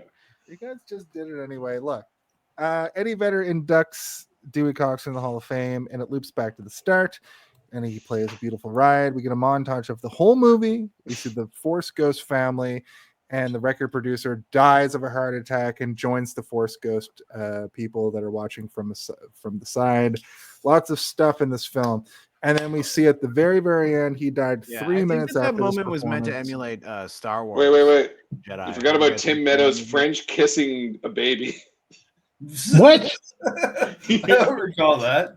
Excuse me? Yo, what? When You did didn't that see that? Dude, I beg your pardon? They have a baby. Oh, that was And his Tim baby. Meadows That was his baby. makes out with it. It's Oh, amazing. How do we it's his skip baby. over That's that? okay. How are we skipping over But that? also, It was I didn't awesome. see him making out with it. Was that in No. like the? That was in like the montage of like when he's playing the song at the end, right? He No. delivers Tim Meadows. It was at the baby. very end. That montage annoyed the shit No, out he of pulls me. the baby out and it's Yeah. shaking. Yeah, and he's like, well, they're shaking it because it's a fucking rubber baby or whatever. Yeah. He And then made out with it? I don't think he made out with it. Yeah, he's Dude, kissing what it on the the hell are you lips. talking about? Oh, Yeah, I don't remember. he was this. making. He was kissing it on the lips. Beautiful Maybe it was in the Rose. extended version and He only. kissed Maybe it you on the guys didn't lips. see it. Yes, he did kiss it on the lips, but he didn't make out with it. That's different. Yeah. That's two different things. All right, well, it's pretty close. It's not. It's pretty close. Not the same. Kissing a baby Stu, on the lips is not the when same. we were as in school and making you're like, out Hey, with you a say baby. tomato, I say tomato. Okay. Okay. like when we were in grade 6 and you're like, I totally made out with her. You just gave her a peck on the lips. Yeah. You don't know what making out is. I fucked that baby. What? I What? What are you talking Yeah. about? I thought you were so far ahead of me. Nah, Like, I did peak in grade 6. Yeah, you're like, I fingered her. You're like, yeah. I fingered her. I put my finger on her. After I kissed my. Yeah, I did all the first, second base, baby. Second of 9 bases. Fuck That yeah. was very, very It was a funny. lot of bases. Holy fuck. Yeah. Jake, that was All funny right. as fuck. So we I all would agree like- he made out with the baby. Yeah, he definitely Yeah. made out with the baby according to He- Stu's definition of what making out with Face a fucked baby the is. baby. I'm just gonna go on believing. Don't that rape the baby. I'm gonna look it up. Like, I'm not gonna go back and check. I'm just taking your word for it. Yeah. Yeah. You guys might have missed that scene. I What? think we did. Yeah. It was Hey quick. guys, that's the end of Okay. the movie. Apparently, Guilty as charged. Guilty as Being arrested. That's his hard drive. apparently, Hell yeah. there's a post-credit scene, but I didn't stick around for it. Nobody saw the post-credit scene. Let's face it. Wait, what? No, Yeah. no, God, no. As soon as What? the movie, That ending montage was all like deleted scenes from the movie anyway, like gunfights and shit that didn't really happen. Yeah. It's like, I was wondering like if most of those were deleted scenes or if they were like family. some of them had to be. Yeah. Yeah. But like the one where the guy's getting shot a million times, I'm like, is that a deleted scene or did they do like a Family Guy absurdist style cutaway? Just Apparently, because it would there. be funny? I didn't see this, but apparently there's a post-credit scene that's even further than that. That implies that Dewey Cox was a real person. I don't know. I didn't stick around for it. In That sounds hilarious. I'm gonna just. I'm Sounds like the funniest shit I ever I'm heard. gonna take a quick look here on my other screen and how see- come none of us actually watched to the end of the movie? no, the movie I ended. mean, and I was listen, like, the movie, when the credits roll, you're done. I'm like, I'm done. This movie was Yeah. almost fucking 2.5 hours. Oh, with ads. hold I on, don't care. hold on. I'm gonna describe to Oh. you what I'm seeing right now. So What the is Is it a credits. baby making out with Tim Meadows? I love when people It's describe a what baby. you see. It's a baby making it with Tim Meadows. No, it's Called it. It's him playing. It's just him, the actual Dewey Cox playing his final show in 2002, but it's clearly just still. It's 4 seconds long. Yes, there is an implication that there's an actual Dewey Cox at the very end after the credits. I just saw it. I just saw it with my own eyes. He's a So- porn star. All right. Did you look up to see if Okay. it's true or not, Jason? No, I just watched the. Droopy Cox. Oh no, it's definitely not true. Oh, okay. I'm just saying that like it's in So the they film. filmed a fake thing with another actor to make it look like Dewey. No, Cox. it was also just John C. Reilly with makeup Oh. on to make his face look slightly different. Well, Why? What is the? because Would it end often- on a down note? because at the end of these types of movies, like biopics that do this, they'll show like a clip of the real person, Of right? the real like Johnny the real Depp. Johnny Cash, Yeah, the real yeah, Bob yeah, Dylan, yeah. or the real whoever. So they Yes. did it, which is kind of a funny idea, but at the same time, like the movie is kind of a big pile of shit. So who gives a fuck? And if you're gonna do that, don't do it at the post credit. This isn't a Marvel Avengers level threat, It's where true, we have but to Marvel- wait to figure out if T'Challa is gonna be in the next movie or whatever. A year previous to this, Iron Man Spoiler. came out, so they were like, "Let's capitalize." Listen, we Wait, should go no, in. Iron Man came out in 2009. Oh, it came out in 2008. I thought it came out in 2006. So Marvel stole the end credits scenes from. Yes, Dewey I Cox. think. I And think Dewey that Cox Marvel- stole it from He-Man and the Masters of the Universe from Yes. the late 80s. Okay. When Skeletor pops out of the water and goes, "Meh, I'll be back, He-Man."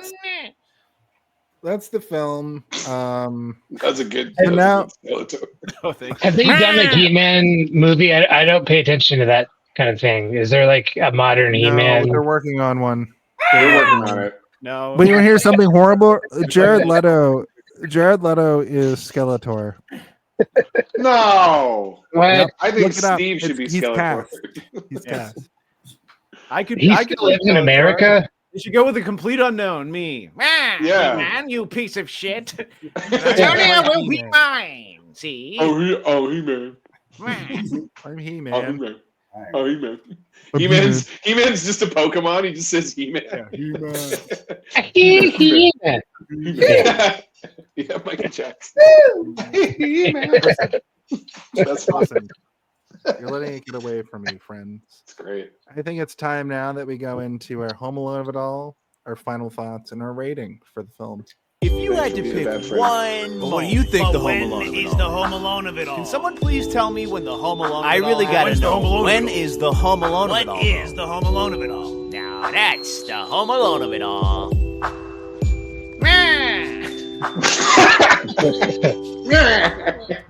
I don't remember that being on the recording. It's quite I simple. never knew what the Home Alone of it all. I've sometimes watched the show, and whenever I they get to know. the Home Alone of it all, I don't know what When it you means. describe it, everybody comes up against it. The Home Alone of it all specifically is the idea that in the film Home Alone, when Kevin McAllister slaps down the blueprint, from the moment that the wet bandits start infiltrating his home and they get destroyed Jigsaw style, that's sort of the moment of the movie you're there to see. But we can relate that back to sort of your favorite part of the movie or the part of the movie you're there to go see. So what I need from our guests this week is that kind of your favorite part of the movie, your final thought, which is pretty self-explanatory, and a rating. So Stu, since you put the pirate hat on, you're in the hot seat once again. No, that's his Yellow Hulk cosplay. Don't you guys remember the Yellow Hulk? Yellow Hulk. Yellow Hulk hat. Actually, from the set of Yellow Hulk. Got canceled, unfortunately. Why is The he Yellow because Hulk he- got racial- cancer? What? Well, there's some racial tensions. Yeah, he's Yellow Hulk because we were talking about Hulk and Stu was peeing? Yeah. I'm pretty sure I that was. just want to get the lore straight. Yeah. All right. Eat all over himself. He is yellow. I'm getting so angry. It's like, Yeah. He-Man. You know, it's like Wrist Hulk. He-Man. Yeah. The Yeah. P-Man. It's P-Man, just various I'm hats and coming for wigs. you. Yeah. He's Piss Hulk. Yeah. All right, Fun well, fact: Stu, that you're out. mop that Stu used to mop up all the piss from the bathroom floor. My piss mop. Old Kanye Stewie piss mop. Yeah, Is what this is his new rapper character, Piss Mop. Yo, what you Lil- mean piss Lil mop? Piss I'm gonna Mop. rap the Home Alone of it all. They call me Lil Piss Mop, and I got. They call me Lil PP. Is you dick man? No, only piss man.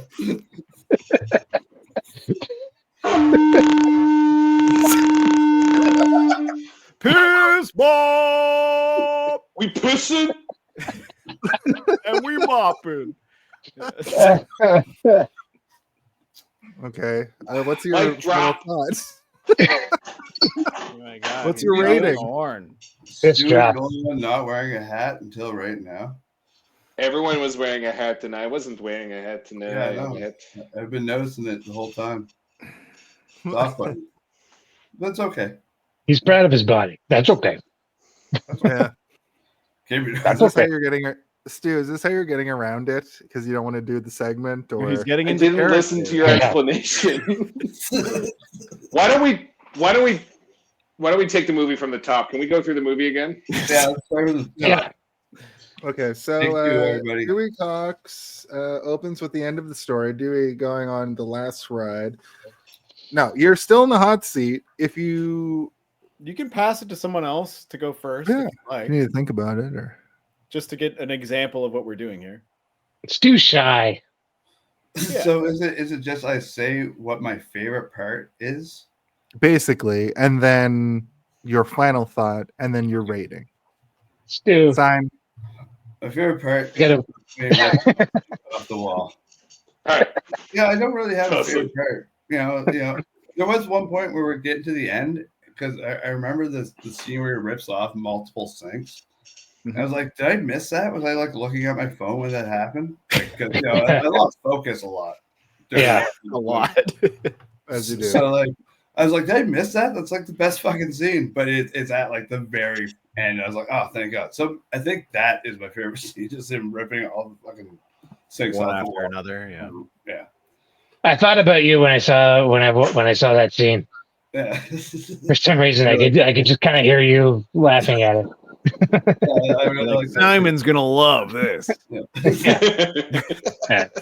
My final thoughts. I think I was kind of clear that like it's a funny movie. I laughed a bunch. There's a lot of good jokes.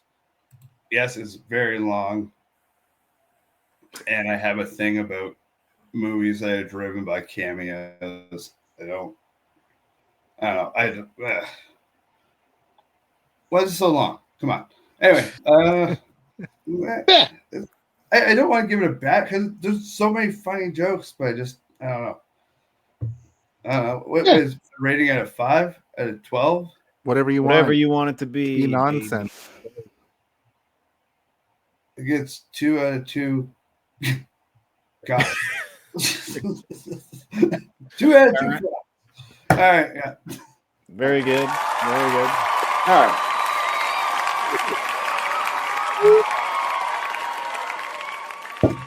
Simon, All right. Stu, you want to take another crack at it? All right, I'll take another crack at it. So yeah, I think probably I like the movie the most out of anybody. It just reminded me of being an idiot 20-year-old and just thinking like the dumbest shit was funny. But sharing that with Julia was what was really funny. It's like, hey, this is what used to be the pinnacle of humor when I was 22 or whatever when it came out. And so I really enjoyed that, but it also reminded me of like when we were friends and everybody would quote movies that I hadn't seen, and that would be the entire conversation, and that pissed me off. Yeah, me too. And I went to a dark place. But no, overall, my favorite scenes were either with Tim Meadows or the Beatles, probably. I'll give the movie 1/2 of Bifurcated Cat. Bifurcated. Do a word? I want to go back to when we were talking about not seeing the movies and stuff. Yeah. I had that happen I didn't see Return of the King for 20 years because I missed it in theaters with all the boys. It took me 20 years to be like, I should watch that movie now. But then, I had to watch the entire extended cut trilogy. Yeah, but I mean, no one's quoting like Return of the King like they were with like the speak for yourself, asshole. I'm gonna tell you guys something. I don't even know what Return of the King is. Like, I have no visual that comes to mind. Like, nothing comes to mind. What? If you had to guess what Return of the King is, what? I was like Star Wars, but I'm like, there's no kings, it's emperors, right? So I was like, pretty close. I was thinking about like, I guess, yeah, it's a, yeah. I thought it was space, but I was like, it's not space. I'm sure there's no space. I was like trying to like fight my way through it, but I don't know. You're right, it's not space. Really, like, All I know about Lord of the Rings is Leonard Nimoy's Ballad of Bilbo Baggins. In the middle of the earth, in the land of Shire, there's a brave little hobbit whom we all admire. With his long wooden pipe, fuzzy woolly toes, he lives in a hobbit hole. I've drank almost all my wine. Bilbo Baggins. So wait, you know more about Lord of the Rings than most people now. What are you talking about? You don't know anything about Lord of the Rings. Also, Stu, when you said bifurcated, I was like, doesn't that mean something way grosser? Because like he was just talking about a cat getting cut in half, but bifurcated means like split into multiple branches. So if you were to bifurcate a cat, it would be like you would split it open like Hannibal style and like make its like entrails go in multiple directions. Who's it bifurcated? Way scarier, man. It says divide into 2 branches. Or forks. He's imagining all this protest. It's not the same as just cutting it in half. Listen, I'm never going to get another chance to use the word bifurcated in my fucking life. I stand by it. I know, and I'm saying that what you said is. Hang tight, Stu. I'm coming home next week. You're gonna get to use that word a whole lot. Let's get fucking bifurcated, bro. Yeah, bud. Yeah, so many beers bifurcate each other. I think Jake, you're still up. I'm a bisexual. What are we applauding? Home Alone. We're applauding the fact that you and Jake are going to bifurcate each other next week. I guess. Yeah, well, we are bisexuals, so. Yeah. Simon will be there too. We'll fricate. Trifurcate. We'll trifurcate. Yeah. Oh, are we playing? Spoiler alerts? Boner. That's a funny use of that. Boner. My nipples. Jake, you're up. I like Patrick Duffy. I give it 1 Patrick Duffy out of 1 possible Patrick Duffys. Mm-hmm. It had Patrick Duffy in it, and it wasn't Jim Parsons playing Patrick Duffy. It wasn't Simon Helberg. It wasn't Justin Long or some other Hollywood hunk. It was Patrick Duffy himself. And they dyed his hair. Justin Long, you're like, I don't even know who Justin Long is, and now you're using him as an example. Yeah, well, he was already in the movie, so I guess he wouldn't. But like, he's from Return of the King, I think. Yeah. Here's what I think the movie did brilliantly.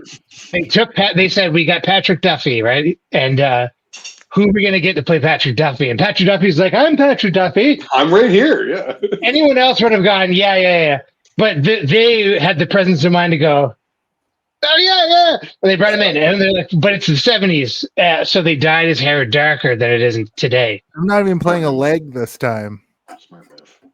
What's that, Jason? I'm not even playing a leg this time. South Park. He usually just plays a limb. Yeah, right. He has a leg. No, but he's. I remember the leg. We all know him from Step by Step. Oh yeah, day by day. Working it over. Going on, I'm lazy. It makes you wonder. Remember Cody? Come around. Yeah. Living in a van. Yeah.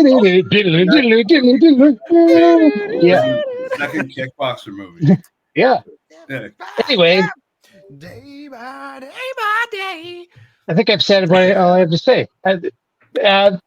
Wait a minute. They died. All right. Yeah, we covered it. Patrick Duffy. They died.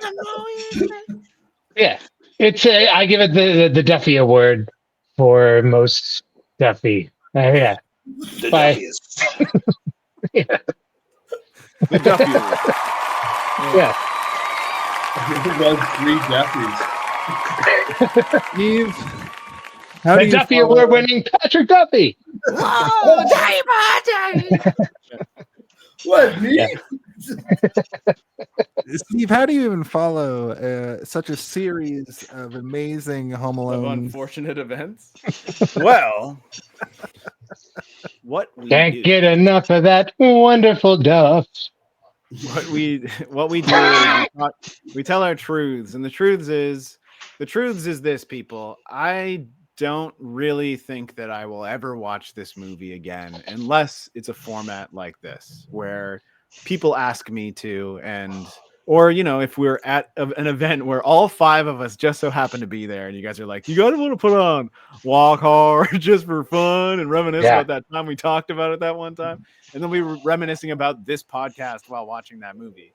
But that's not to say that I didn't enjoy it the first time that I watched it, and that's not to say that I didn't have a little bit of enjoyment the second time I watched it the other day. But I think Jake and I can both attest that we got to a point in this movie where it stopped being funny, and we just were kind of wondering how many more montages we're going to be forced. Yes. Good God. Yeah. They understood the formula, but they forgot that like if you cook it too long, it's going to be overcooked, and by the end you're going to walk out being like, I stopped laughing and I was just kind of watching the comedy attempt to make me laugh.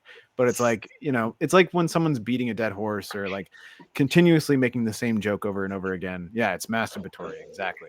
And you're like, can you stop? Can you stop now? I want to watch Alien, a dark horror, and like let me just like stew in something like that instead of you know, sit here trying to chuckle, you know, like where you're like, I recognize that is funny, but I'm just forcing myself to laugh at it now because I'm here. Trying to chuckle is that's perfect. I felt like I was doing that, Steve, to like make it seem like the movie was funnier than it was to Julia. Sometimes I'm like, oh, yes. See that? Or dicks on the screen, or to make it feel like it's worth your time as a human being, where you're like, I'm spending my time to watch this. I need to like at least force some sort of humor out of it. And I got so down that then there was a point where I did start to chuckle at stuff, and I was like, okay, it's back a little bit, but it was few and far between. So I think we've all kind of come to the same conclusion, which is like, you do not need to make this movie 2 hours long. You can cut it down to 1 hour and 20 minutes, and you'll get the stuff that you want. The fun stuff, the funny things will be there still. And you're not going to be dried up by the end where you're life is too short. Yeah. To spend 40 extra minutes with Dewey Cox. Yeah. Life is too short. Let him do it on his own. Let him have the montage where he's playing catch with his kids for 8 minutes, not be in the movie. We can sum that up. Funny.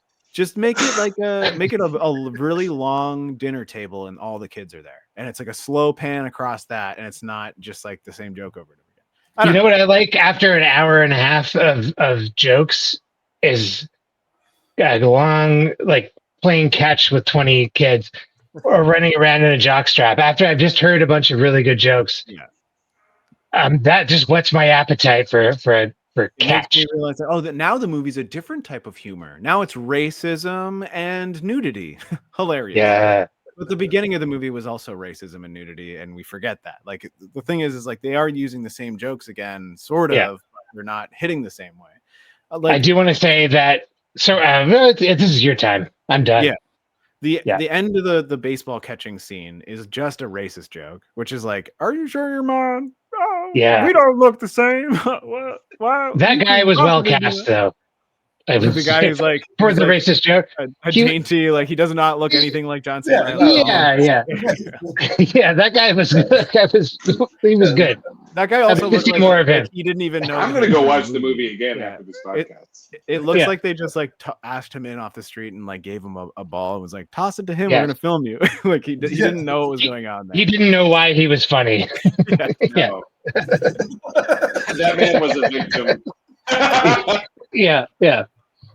But I mean, this movie is an absurdist comedy in every sort of definition of the word. I do prefer my absurdist comedies to be something more along the lines of like Airplane or Scary Movie or something like that, where like the gags are the point. And if you're trying to have a story there as well, like why even try to do that? Like, because if you are, then you need to spend more time on it. If you're not, then abandon it fully and go for the Airplane treatment or the Scary Movie treatment, because it seems like they're trying to sort of have their cake and eat it too. Yeah. It doesn't really balance out, and they have the length of like an Apatow, This Is 40 or, Knocked Up, where it's like a rich comedy where like you actually have the moments of humanity in there. Whereas this doesn't. It's like an Anchorman or something, it's not meant to be this fucking long. There's no character development at all. We understand who he is and what he's going to be. And right. It's just gags. Right. And then you're like, well, why is he Brian Wilson now? Why is he Bob Dylan now? Just because of the times or whatever. Because it's a new decade. That's why. Yeah. That's the joke. That's the joke. It's kind of like Forrest Gump with Jenny and Forrest Gump, where like whatever the decade it is, she just falls a victim to whatever's going on. Don't get me started about Forrest Gump, a movie that everybody says fucking rules. And I have the same sort of issue with Forrest Gump as I do with this. Forrest Gump feels like a biopic to me as well, where I'm like, this is I have the same problems with Forrest Gump that I have with this movie, weirdly. Anyway, Yeah. I don't think it's a terrible movie, and I think it is worth a couple of chuckles. But like, you know, if you're gonna put it on with friends and laugh along, and then as soon as you guys all start to stop laughing, you can turn it off and you can put it on again later. I agree. The movie like this is you don't want to watch alone. Yeah, because you kind of feel nutty after a while, and then you're like, am I supposed to be laughing still? It was like on my phone most of the time.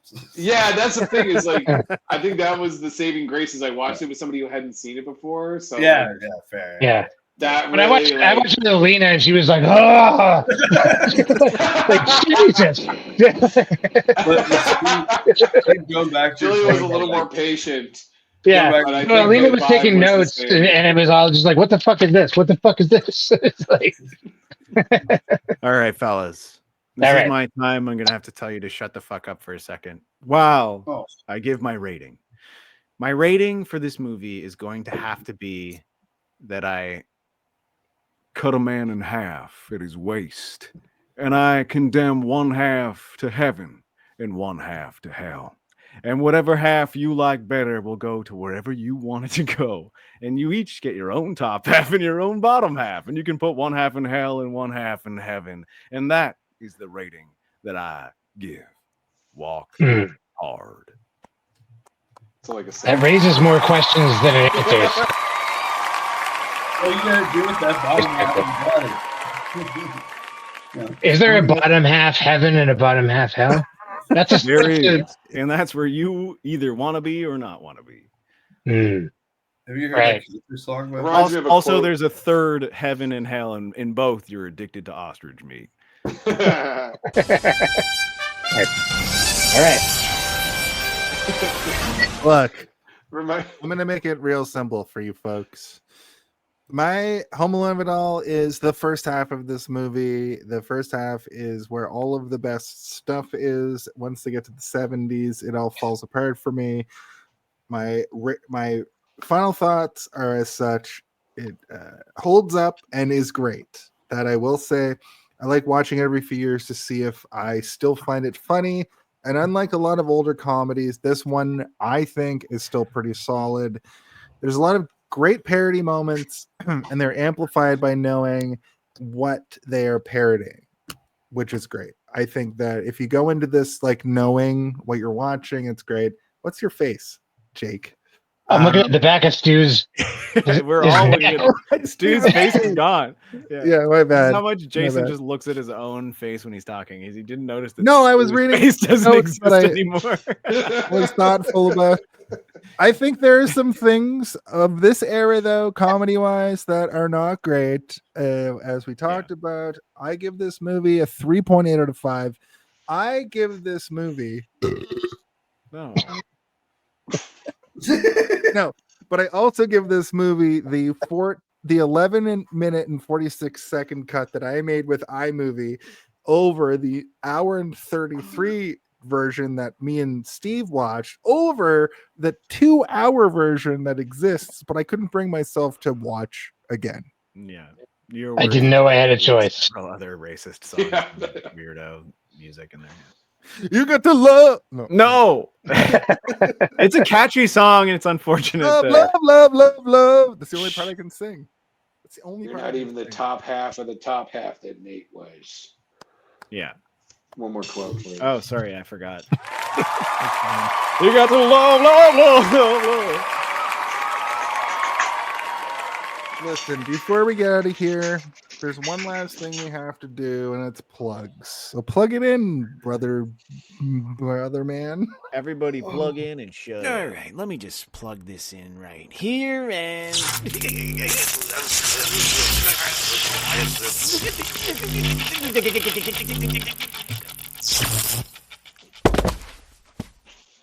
Well, he died. Jake, do you have anything you want to plug? Plug it in. I'm still looking for a normal job. I'm moving to. I'll be in Halifax, Nova Scotia, one week from now, and I need work. So that's all. Yeah, that's all. Get I'm gonna plug. What's the Somebody opposite give of him a plug? job. Fire my ass. Yeah. Somebody Thank give you. I can do anything I put my mind to. He can do it. Just give him a I'm chance. That's my resume. It says he can do anything he puts his mind to. Just give Can him you a find chance. bullets in the desert? Can you Yeah. read? Can you find Like- guns? I can Can do you that. find guns, Jake? I'm Mhm. glad that I'm getting this John I Cena got one right here. Final Yeah, Four there you style go. hangout with you because me and Jake have been hanging out a lot lately. We hung out all weekend. I was on this podcast, and my birthday is coming up. Yeah. and, That's so nice. I'm gonna miss you, bud. I'm gonna like- miss you so bad. It's sad. I'll be at your place. I'll come over on your actual birthday in 2 days, Can't wait and to see you. we'll have a cry. But you're gonna have to come out on to the East Coast and see all your friends. I'll do it. You can stay with me, J-Steve. You can take Slime, the train. I'll do it. I would love to take the train to Halifax. I love it more than anything that you know. You know, there was a point where I'm like, do I have to really do a podcast with 4 straight white men? And I'm like, wait, are they gayer than me? These guys seem gay. Yeah. We're all very gay for each other. Simon, do you have anything that you would like to plug this week?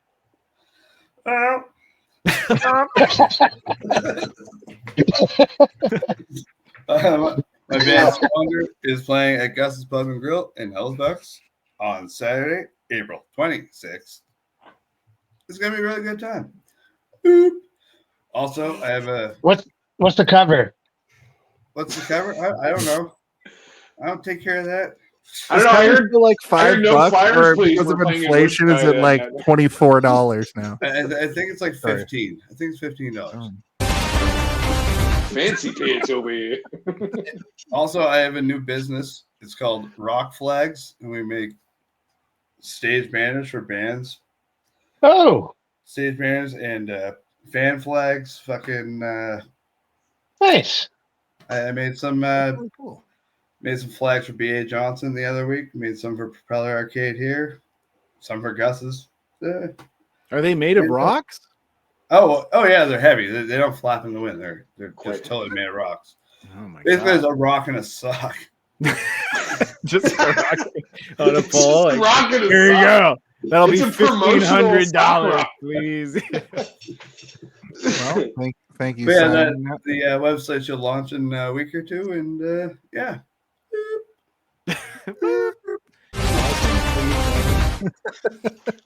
Oh, that's Oh, like yeah, I'm doing the event set up for Chicago the musical. And then the event teardown for Chicago the musical. You're doing the event teardown? Oh yeah. Oh shit! All right, that means we have to stop the show. All right, It was all good- right. It was That's good while it lasted, fellas. It's too Just funny. bores me. Stu, what do you got to promote this week? You're doing a lot of things. I mean, you got Simon's Sock Rocks. I mean, Jake needs a job. I'm gonna promote that. Oh yeah, we're gonna make a banner for Stu. I gotta get my shit together, man. But she's gonna make me a banner too. I don't have a logo yet, but I'll get. I'm the worst customer ever. Indexing.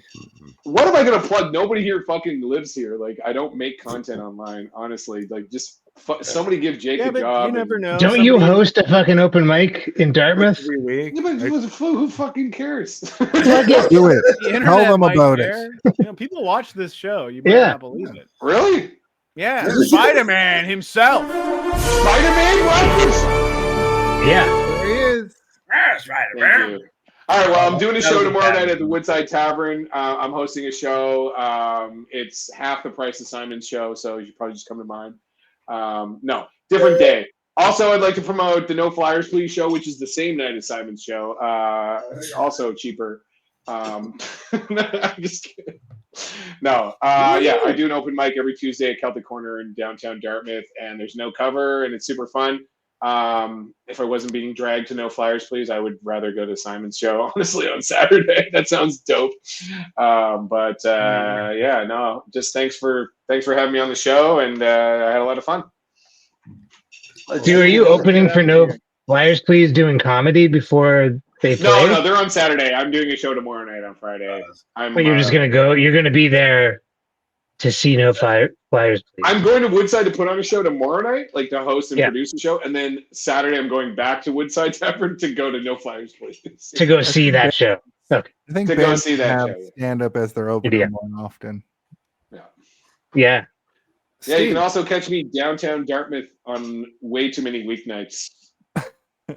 So getting drunk. Fantastic. Love getting drunk and doing comedy. Favorite thing to do. I'm gonna miss Jason very, very much, but I am stoked to come down and see you guys. Fucking tie one on. Hell Steve, yeah, dude. we Can't are wait. cooking on the old back burner. Me, the co-host of the show. The co-host of the show. Yeah, I have my my regular YouTube haunts that you guys can check me out at. I do Darth Theorist and the Three-Eyed Theorist, where I am a voice narrator as well as all the character voices, and it's doing quite well. So I would love if everybody would go check it out. You can hear me be like, what if Obi-Wan Kenobi was slightly taller? Let's explore the depths of it in the video. And then it'll be like, Obi-Wan Kenobi looked in the mirror and he thought, I wish I was taller. It's that kind of stuff, except more interesting. So I do that, and I know I keep saying that I have a thing that's coming down the pike, but I can't talk about it yet. I think you might be able to talk about it now because it's been advertised. Has it been advertised? Yeah, I saw it today. But I'm gonna not talk about it right now, just because I don't know if I should. So if I can, next week I'll talk about it. But right now, it's kind of fun and interesting and cool.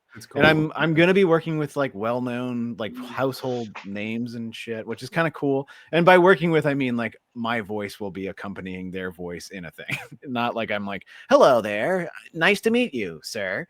As much as I'd like to say that was the case, it's not. But it should be fun, and I'm excited to talk about it when I can. Is Patrick Duffy involved? Patrick Duffy might be. He could be. He could be. The Duff could be involved. Is he alive still? I don't know. Doesn't matter. We'll CGI him in. But the one other thing that I would like to plug is our show and next month's theme, Jason. But I would maybe like you to go first before I do that, unless you want to put it as part of yours. No, you tell us all about it. It's a video. Oh, we'll get to that in just a moment. I'd like to let everybody know that you can find this show here on Facebook, Instagram, Kick, Twitch, Kick your dick. I think you said ick. I was like, what is it? Welcome to kickyourdick.com. Press here to have your dick kicked. On Thursday at 8 p.m. I'd also like to very quickly thank Simon, Jake, and Stu for coming on tonight. I thought it was going to be way more chaotic than it was, but we actually turned out a pretty good episode, and I would like to welcome all of you guys back anytime you'd like. Yep, absolutely. It was good. I was like, sort of, when Jason told me that we were gonna have 3 guests, I was like, I'm calling in sick that episode in advance. Like, I don't want to be there for that shit. For weeks, I've been like, it's going to be fine. It's going to be fine. And it was fine. It was great, in fact. I don't know if we're ever going to do a 3-person episode again. We might.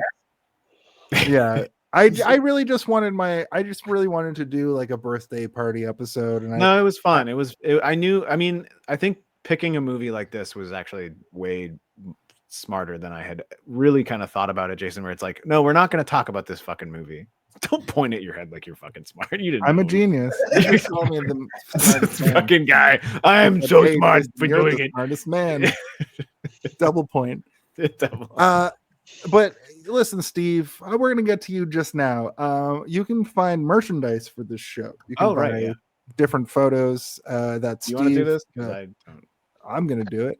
Yeah. Steve has drawn the Grimoire of Familiar Killers. You can get on our shirt. It's our kind of our gem in our crown, our fucking trademark series that we do each and every year, which of course goes to the Kill Aid photo that you can get put on a shirt. That's Steve drew, of course, and Twinkerbell. Come by Twinkerbell. And of course, there's Zardos. Zardos. And the biggest photo that you can ever have is having the Howie Mandel effect on a shirt. You can get that on a shirt. And I like that one. That's cool. That's terrific. Just because it's funny to me, and I haven't put it up yet. Carpal tunnel syndrome, which arguably is your best picture of all of these.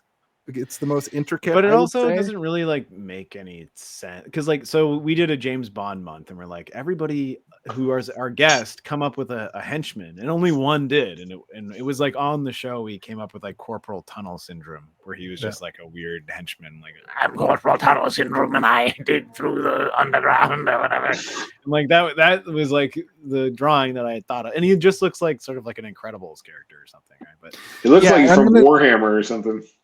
Yeah, he's kind of true. spooky. It's true. And Steve, as usual, I'm going to steal your joke. Here's the thing: you can obviously that's a joke everywhere on the internet. But once again, I would like to invite all of these guests back to the show at any time. Here's the thing: here's what we have to do to get out of this show. And I think What's that? Albert Einstein. I thought you said, "Here's the twang." Well, what's the twang? So what are we talking about twang? For my birthday this year, I would like for Simon, Jake, and Stu all at the same time to ask the number one question that has to be asked each and every week. I'll count you in. I'm going to say 3, 2, 1, and then you say it. It's the name of the show. And this is what I want for my birthday this year from you guys. So all you have to do is remember what the name of the show is. And in 3, 2, 1. Hey, did you see this one? Hey, did you see this one? In 3, 2, 1. Hey, did you see this one? Hey.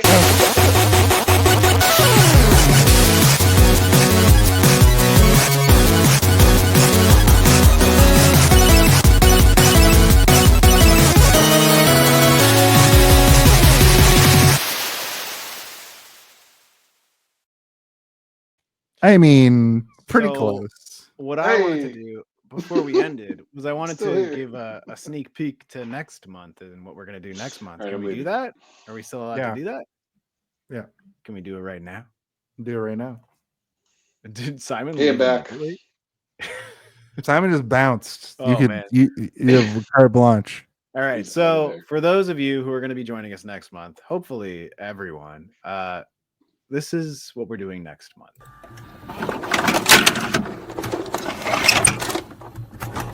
Once upon a time, movie magic was dwindling, and things were changing. And this month, Stephen Waters and Hey, Did You See This One? Would like to take you back there. Take you on a trip down memory lane to revisit some of their favorite movies from the late 1900s. From cult classics to box office hits, they'll explore the mysticism of this iconic era of film history. Tune in to relive the magic of the previous century in the nostalgic 90s.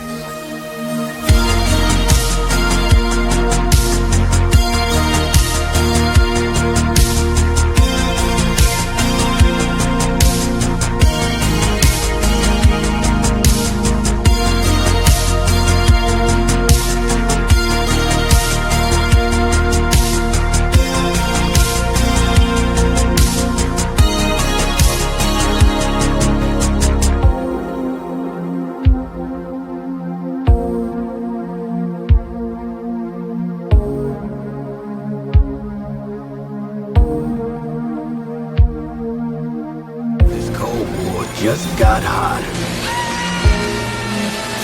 Shut the up and call me when she shows. Why the hell you want to be a cop in? Oh, forget her ass. Got milk? Yeah, I got some milk. Shit, you want some milk? I got a whole bunch of milk.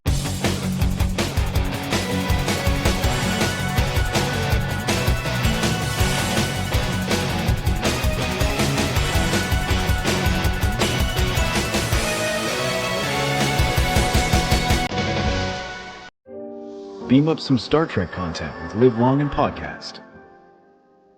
Tune in to X-Rated, the X-Men animated review show. Artistic interviews with graphic histories. A roundtable movie discussion with Hey, did you see this one? And movie reviews with Hold Up, a movie podcast.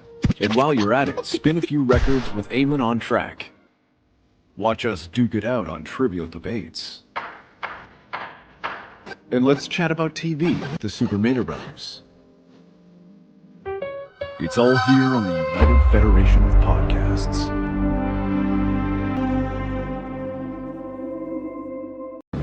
A ver, hijo de la chingada, deja de estar viendo memes, pendejo. A la verga me vale verga, perro.